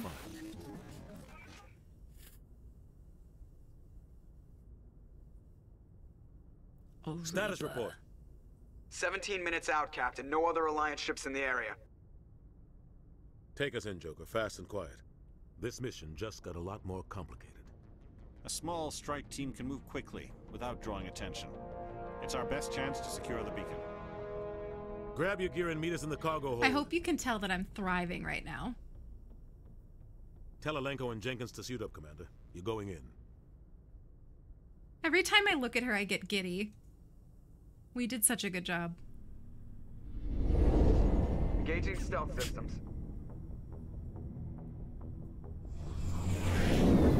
Somebody was doing some serious digging here, Captain. Your team's the muscle in this operation, Commander. Go in heavy and head straight for the dig site.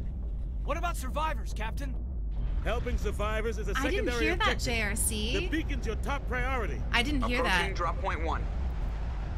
I hope that it's true. Nihilus, I hope that that's you coming true. with us? I move faster on my own. Of course you do. Nihilus will scout out ahead. He'll feed you status reports throughout the mission. Otherwise, I want radio silence. We've got his back, Captain. The mission's yours now, Shepard. Good luck. Oof, I feel like I'm being are approaching thrown drop point 2. in. I have no idea how to play on the PC. Okay. So that gets my gun out. This aims, okay. How do I shoot? Oh, that shoots. Hostiles everywhere. Alright. That's kind of all we need right now. I doubt that I even have any abilities. Oh, okay, so that tells you where to go. That's useful. That's useful. That tells you where to go. Okay, cool, cool, cool. What else we got here? What else we got? How do I get to, like, my abilities? He's gonna be like, why are you telling me where to go? Tab, caps, shift. Oh, oh. To change weapons, hold shift. Okay. Warp and throw. There must be a way to do that without having to hold that, though. I'll have to look that up. Okay. Cool, cool. Looks like my group during the calls. Well, the gun is important. Okay.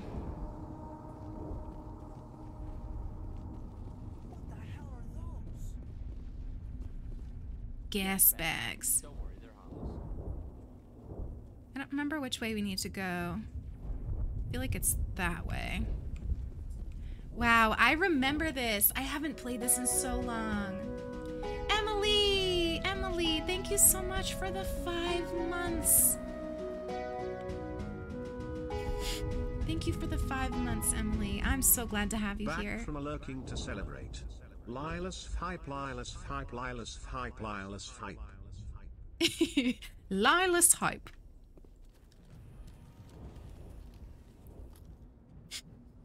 I've always wanted to do that.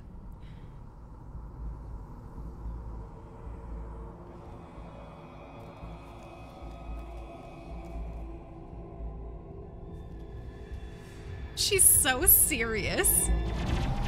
Oh gosh.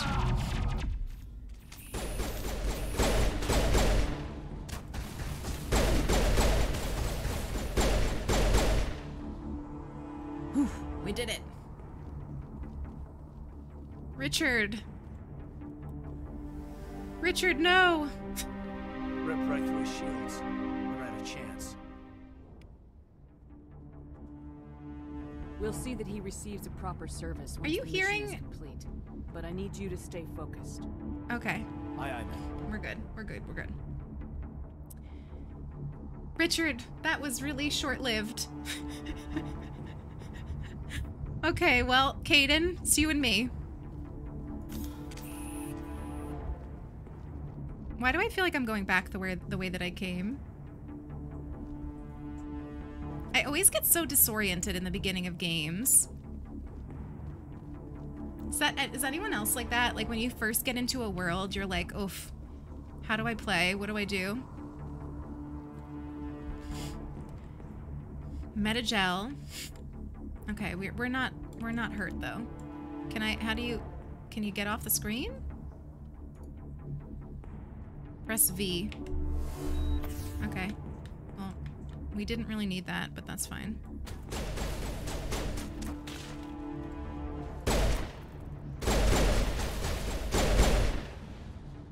Oh my god, I'm so bad right now. I can't. I've got some burned out buildings here, Shepard.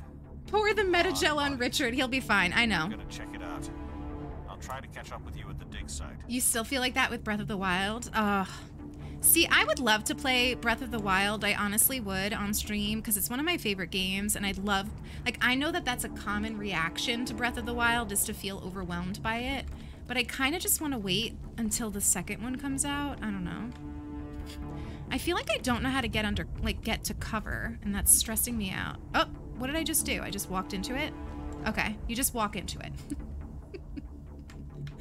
You just walk into it. Okay, well, how do I get off? Okay.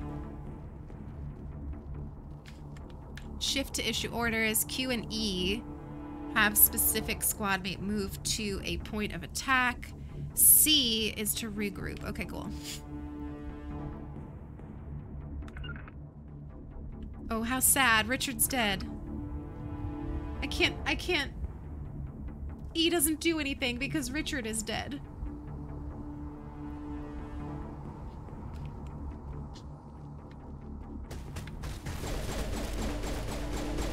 Caden, you are really not a good shot. Anyone ever tell you that? You're really not.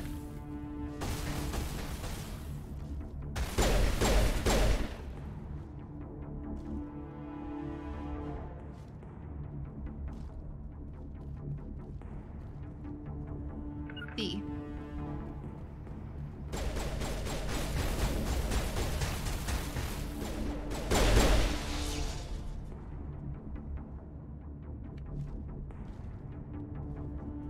We're getting there. We're getting there. Is there something in this one called Omnigel? Yeah, there is. It's like, I think it's for tech stuff though.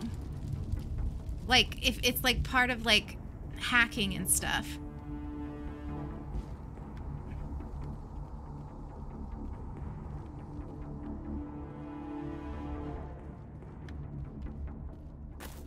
Oh, cutscene. Oh my god, I had such a crush on her.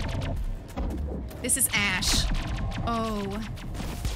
And of course she's in pink. Gotta love it.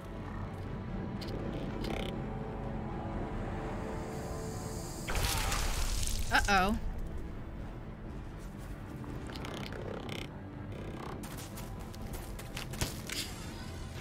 Oh dear.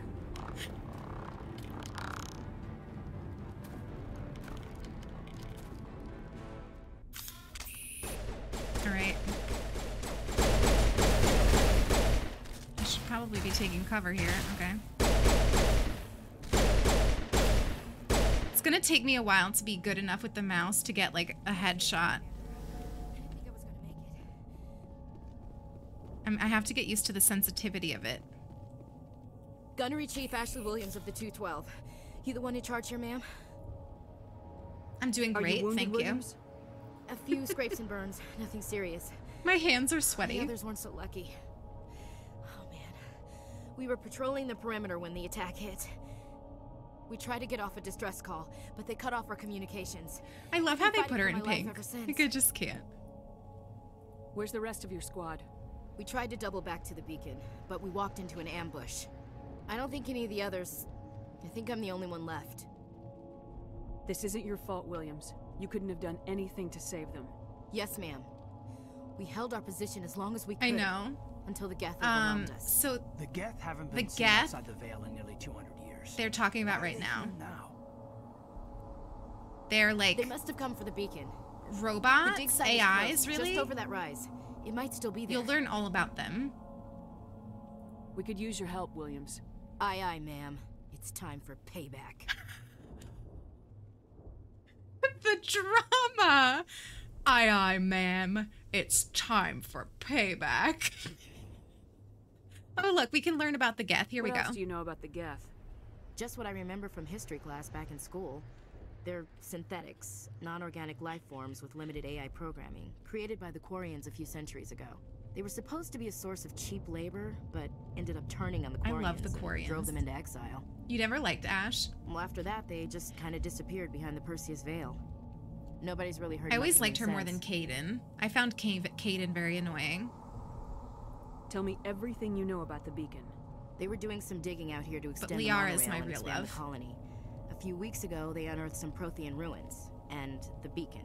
Suddenly, every scientific expert in the colony was interested. That's when they brought us in to secure the site. I don't know much about the beacon itself, but I heard one of the researchers say this could be the biggest scientific discovery of the century. What happened to the researchers at the dig site? I don't know. You liked They set up Caden? camp That's near so the funny. beacon. Isn't it funny how we all 232 choose our was with people? them. That's what I Maybe love their about these unit fared games. better than mine. I feel like everybody has a totally different experience playing them, depending on like Describe who what they happened bring in their leading up to the party attack. and all that We were stuff. sent out a couple of nights ago from the main colony to secure the area. Seemed like a routine patrol until the Geth hit us. We never knew they were Oh, coming. did I already ask that? Sorry. Have you seen the Turian I always Spectre have around like here? There Garrus aren't and any Liara Turians in my of any party. kind, none that I've ever met. Not sure I'd be able to tell if one was a Spectre anyway. If you saw this guy, you'd know. Carries enough firepower to wipe out a whole platoon. Luckily, he's on our side. Sorry, like I said, no Turians. Move out! Oh, yeah, Liara is so bae. So bae. I don't remember when we meet her. It'll be soon, I think. Escape to go to the squad screen. There we go. Okay. Ah, that's what I was wondering. How do we get to this? Okay. So if we go to squad, we can start leveling up. Oh my gosh, I remember this. Okay, so let's give us some adept points. And how many do I have? 2? I think that throw is one that I like a lot. So we'll use that. We'll just do it like that. Caden. You know, that might be another reason that I didn't really ever play as Caden, because he's an adept, so it's kind of silly for me as an adept to have him in my party, like doing the same stuff as me. Let's see, how do we want to... Let's have him do first aid and maybe barrier. And then Ashley is more of like your soldier type. She's like good with the guns and stuff. So let's have her do assault rifles. Okay. Now if I take off my helmet, does it? I don't think it does anything, right? What is photo mode? Hello? You can take photos now? That is so cool. That is so cool. Oh my gosh, I'm so excited. I'm so happy to have this ability. Okay. We're gonna be making use of that. We are gonna make use of that. The beacon's at the far end of this trench. Okay, let's take all. Honestly, don't remember what Omnigel is for. I really don't. I just know it comes in handy.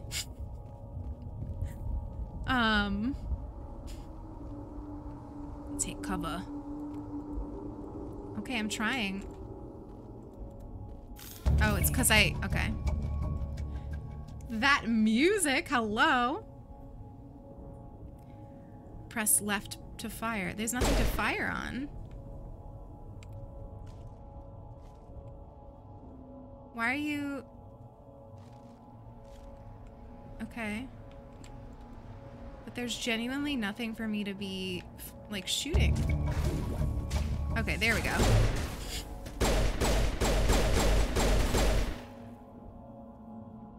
Boom, boom, boom. Yeah, being adept is honestly, I think it's the most fun way to play this, especially if you're not into shooter games. Like, this is like the one shooter game that I play. I'm way more into like fantasy games. So like, you know, I'm not super adept with a gun, so the like playing as an adept with the biotic powers really helps. I'm playing on PC, but it's on I think it's on Xbox and PlayStation. But I'm playing on PC right now. This one's hiding.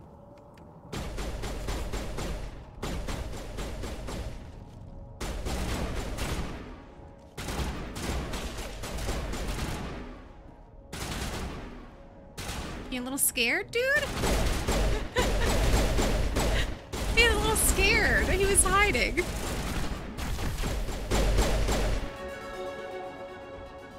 All right, we did it. You got something to say? That man was still alive when they stuck him with the spike. Killing us isn't enough. The Geth want us to suffer.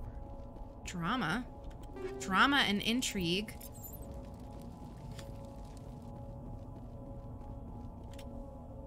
This is the dig site. I know, I didn't want to kill him. Right here, it must have been moved. By who? Our side or the Geth? Hard to say.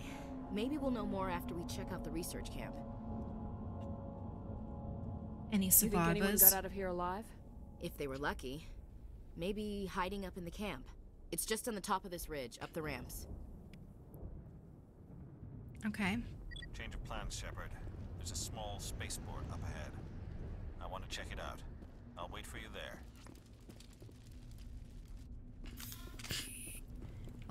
Always keep your gun out, everybody. Oh, Sulky, I'm sorry your period is bothering you. It's a good place for an ambush. Keep your guard up. Oh, I forgot about these. Ew, I hate these things. I hate them. They're a little creepy, so if you get creeped out, just... Still alive. This is a little creepy. What did the Geth do to them? I can't remember what they're called, but they run at you and you have to like, they're like zombie-ish. Oh, I hate them.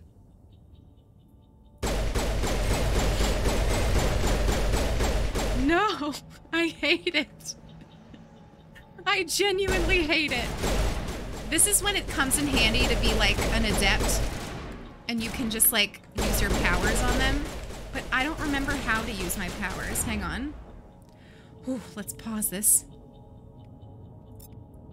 Okay, so can I... How do I do that, though? I need to figure out how to use this. See, that was not helpful.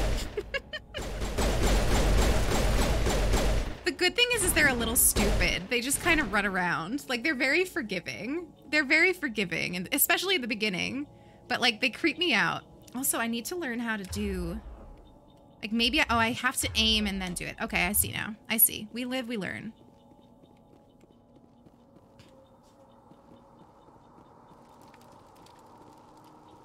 I'm just walking in the fire. It's all right.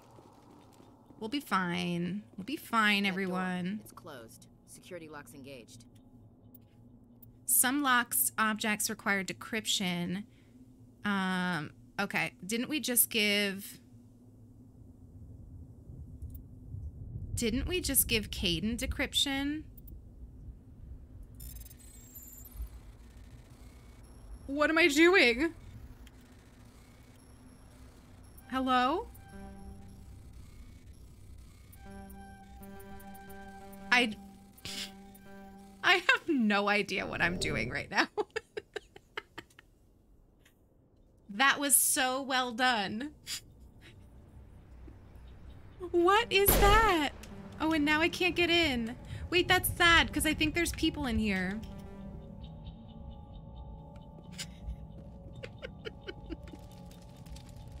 I'm screaming. How do I do that? Okay. I keep losing audio. Okay.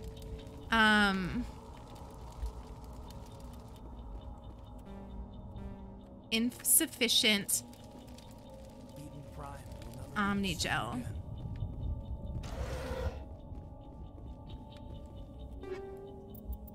I could reduce that to Omnigel and do it again. I don't know. It's all right. Oh, that was one Omnigel. Let's see if we can try it again. I genuinely, the timer scared me for that. No. Can I have Caden do it? No. Oh well, it's okay. I think there's like people hiding in there and they'll give you some more like information, but I screwed it up. I'm gonna have to look into how to do that. Nihilus.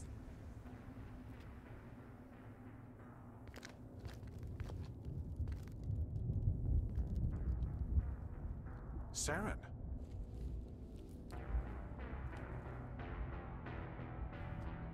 Nihilus. Give you This two isn't guesses. your mission, Saren. What are you doing here? The Council thought you could use some help on this one. I wasn't expecting to find the Geth here. The situation's bad. Don't worry. I've got it under control. No, Nihilus. Oh yeah, oh yeah.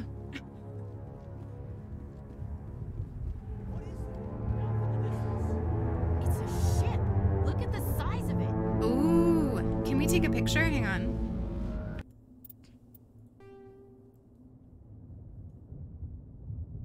It's kind of a cool photo. Did I just take the photo?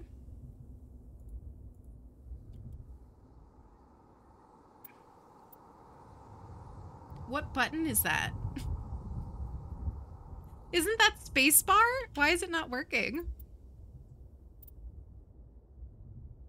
It is, right? It's not working. Or did it work and I just...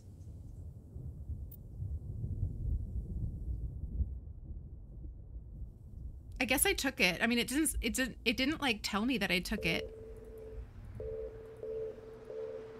Stop. You can do so much with it. Okay, well, we'll see if we have that picture somewhere. All right.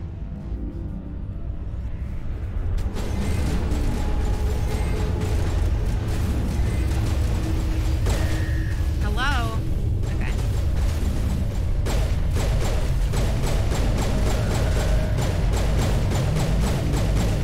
My God.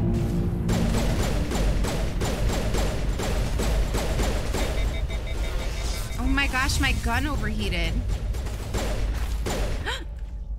Get away, get away, get away, get away. Ashley, save me! I'm about to die. Hang on. How do I use your ability to heal me? Didn't I give him the ability to heal us? Sabotage barrier. What did they tell me? How do I use the metagel again? There was a way. Shift? No, it wasn't shift. Oh! Did I use it automatically? V. Thank you. Thank you, thank you, thank you. Good job. GG's. Okay.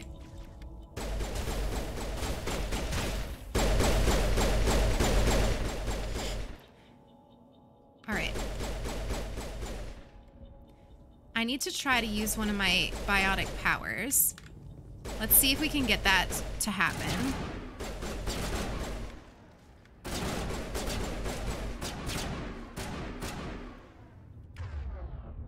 I think I won't be able to do it with you hiding there.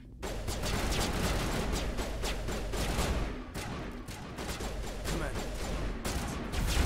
Wait. Okay. So we're on them, so let's try throw. Did that work?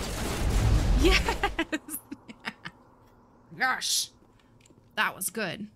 I mean, it wasn't, but we'll take it.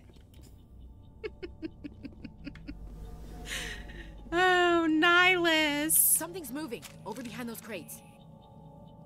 Wait, don't Richard, don't shoot. I'm Nihilus. I'm human. Yeah, I know, Selkie. I'm gonna look into it. Sneaking up on us like that nearly got you killed. I'm sorry, I was hiding. The way he's like, don't shoot, I'm human. My name's Powell. I saw what happened to that Turian. The other one shot him. I need to know how Nihilus died. The other one got here first. What He was waiting slots, when your Glitch? friend showed up. He called him Thank Saren. goodness for you. Thank goodness. I think they knew each other. I've never Your played friend seemed to relax. like anything on He let his PC. guard down. DVD is the first game I'm like really learning on Shot him PC. right in the back. Top left, 1 through Just 8. lucky he Okay. didn't see me behind the crates. Where'd Saren go after he killed Nihilus? He jumped on the cargo train and headed over to the other platform. Probably going after the beacon. I knew that beacon was trouble. Everything's gone to hell since we found it. First that damn mothership showed up, then the attack. They killed everyone. Everyone. If I hadn't been behind the crates, I'd be dead too. How come you're the only one who survived? Asking the Why hard-hitting didn't anyone questions. else try to hide behind the crates? They never had a chance. I was already behind the crates when the attack started. I remember this. Wait a minute. You were hiding behind the crates before the attack? Sometimes I need a nap to get through my shift. I sneak off behind the crates to grab 40 winks where the supervisor can't find me. You survived because you're lazy? It's a little bit rude, but that's okay. You make me sick. Shepard. If you hadn't snuck off for that nap, you'd probably be dead just like all the others. Yeah, I guess. I don't really... I would never say that to someone. You make me sick. It's fine. We're good. We need to find that beacon before it's too late. Take the cargo train. That's where the other Turian went. I can't stay here. I need to get away from all this. I can't stay here. All right. Where are we going? Oh, my goodness. I was not expecting to see you. Oh, I see what you're talking about. Okay, so what did you tell me? You said drag them up to the top slots. Yes. I would never have thought to do that. And then do I just push those actual buttons?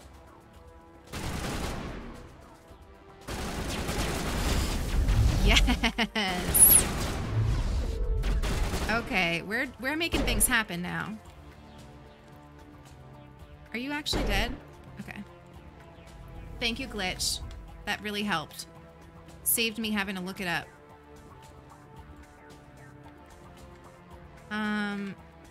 Okay. We'll just go this way. I think this is the way.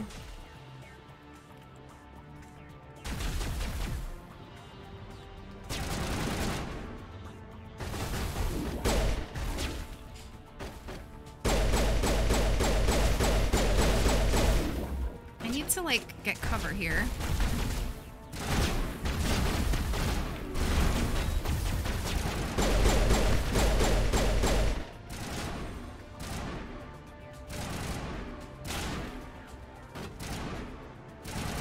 I need to figure out how to roll. I'm assuming I can roll.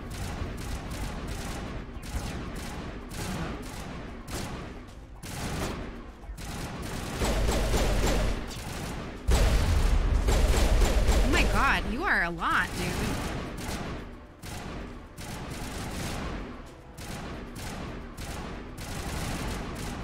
Ash, what are you even shooting at? Is there anything there?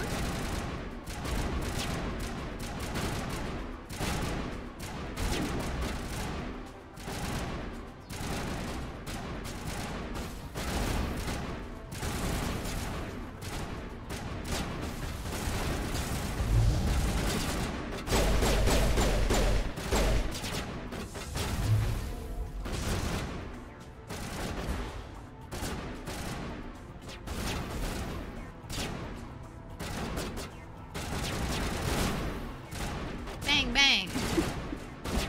They really like to hide. Okay, we're a little,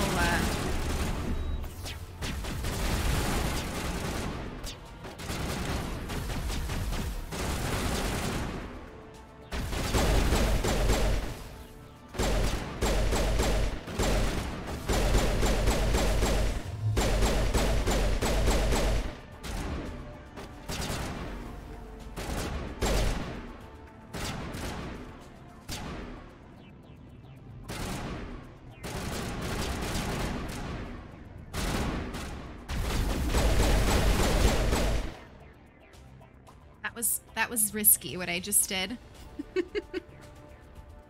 It was like who's gonna die first move.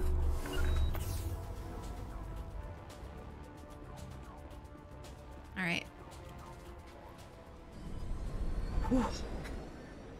Ash plays shooters like me, spray and pray. Honestly, same. Can't you tell that that's my style? Set the charges. Destroy the entire colony. Leave no evidence that we were here. Excuse me, Saren. Excuse me. This beautiful Eden Prime. You're gonna explode it? He just looks like a villain. Phoebe? Oh my god, I love that. Saren's just communing with the robot, that's all, casually.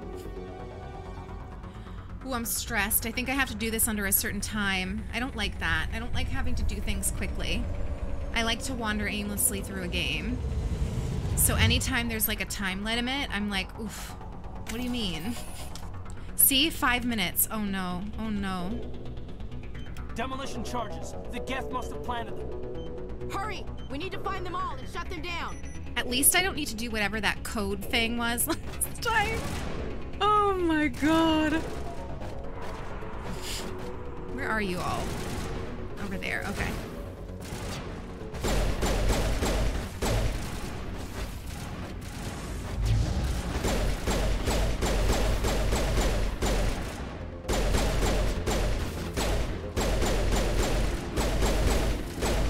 I'm not understanding. Am I not, like, reaching you?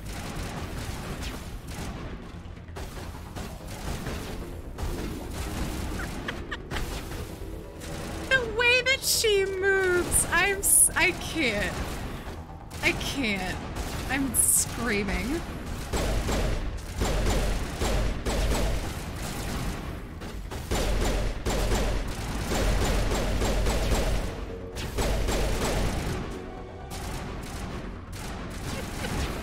Waffle. I'm probably gonna die. If we're being brutally honest. We're probably gonna explode.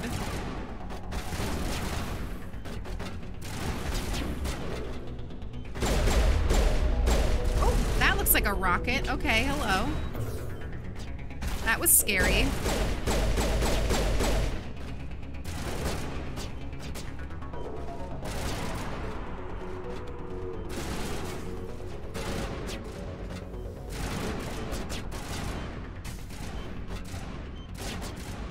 This thing beeping. Alright, so we got that one done. 2 more. I'm assuming these are protecting them. Oh, 3. Okay, so we only need 1 more. But we have... Okay, we have 3 minutes. This is... We can do this. We can do this. Is there even anybody there, Ash? Are you just shooting the void at this stage? Oh, oh, oh.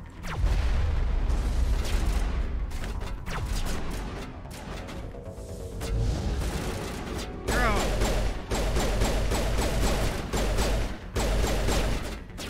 Why does my guns not do anything? Like, how many...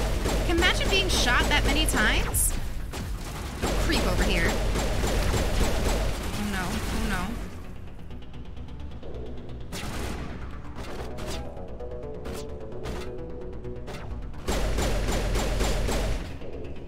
Yes. Yes.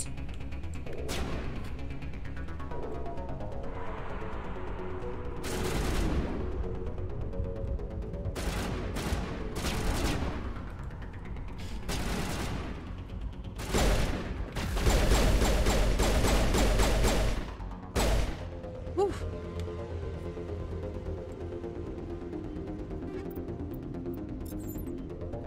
Do we know where the last charge is?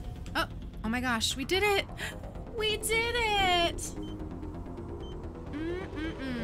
Iona, welcome back! Ooh, they gave us that, like, fancy music for doing it? Okay, now what?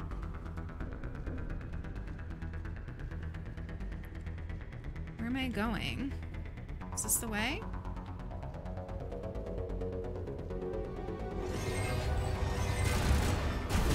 Oh, oh, oh, oh.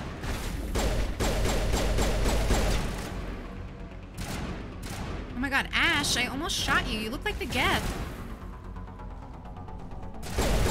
Nope, nope, nope. You're not coming over here. You're not coming over here. Get out of here.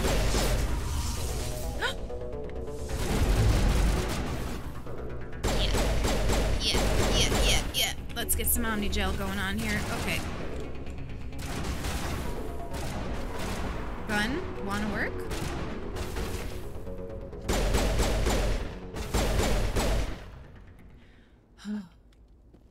That was good. That was good. That was good. Let's get this. You see these skills? I know. I know. Professional gameplay. That's what we come for here. Professional gameplay. Esports. Alright, should we talk? We thought this world was safe. Alright. Geth showed up. I had a feeling you'd say something deep. Easy decryption. Do we believe this?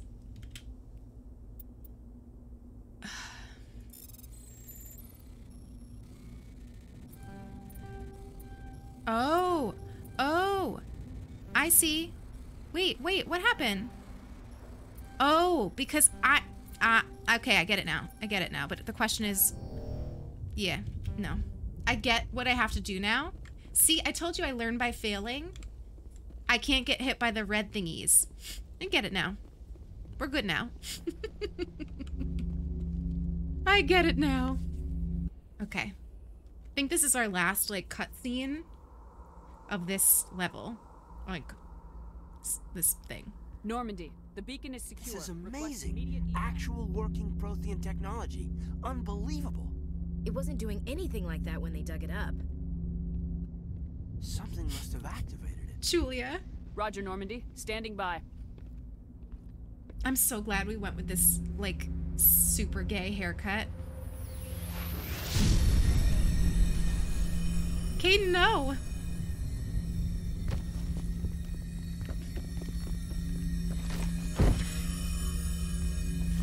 The leap! The giant leap! See, I told you, she's very selfless.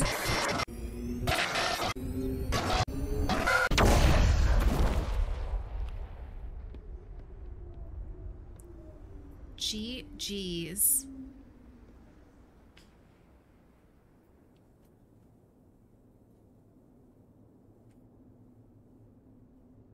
And just like that, it's over.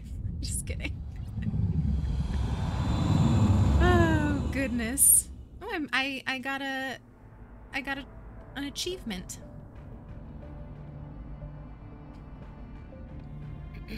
We identified the ship that touched down on Eden Prime. The Normandy. Okay, matriarch. A human alliance vessel. It was under the command of Captain Anderson. They managed to save the colony. And the beacon. One of the humans may have used it. Oh, he's mad. He's mad. He's so mad.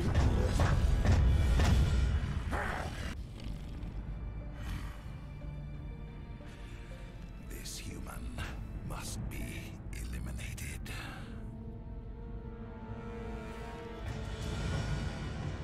She is so unbothered.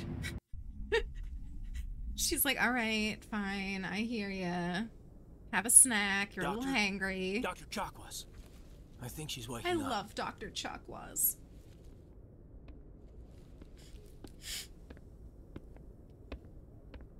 You had us worried there, Shepard. How are you feeling? Minor throbbing. Nothing serious. How long was I out? About 15 hours. Something happened down there with the beacon, I think. It's my fault. I must have triggered some kind of security field when I approached it. You had to push me out of the way. Okay, so we are gonna... This is where we're gonna end, all right, everybody? Because it is 2 o'clock and Sulky's about to be live. So can we get the Sulky command in the chat? Let's just do a manual raid to Sulky. So everybody continue the good vibes. Continue the chill vibes of this lovely, lovely Saturday. Go ahead and head on over to Sulky's channel. She's going to be live at 2 o'clock just in time for like however long it takes us to switch. So it'll be very, very soon. Vic, thank you for the follow.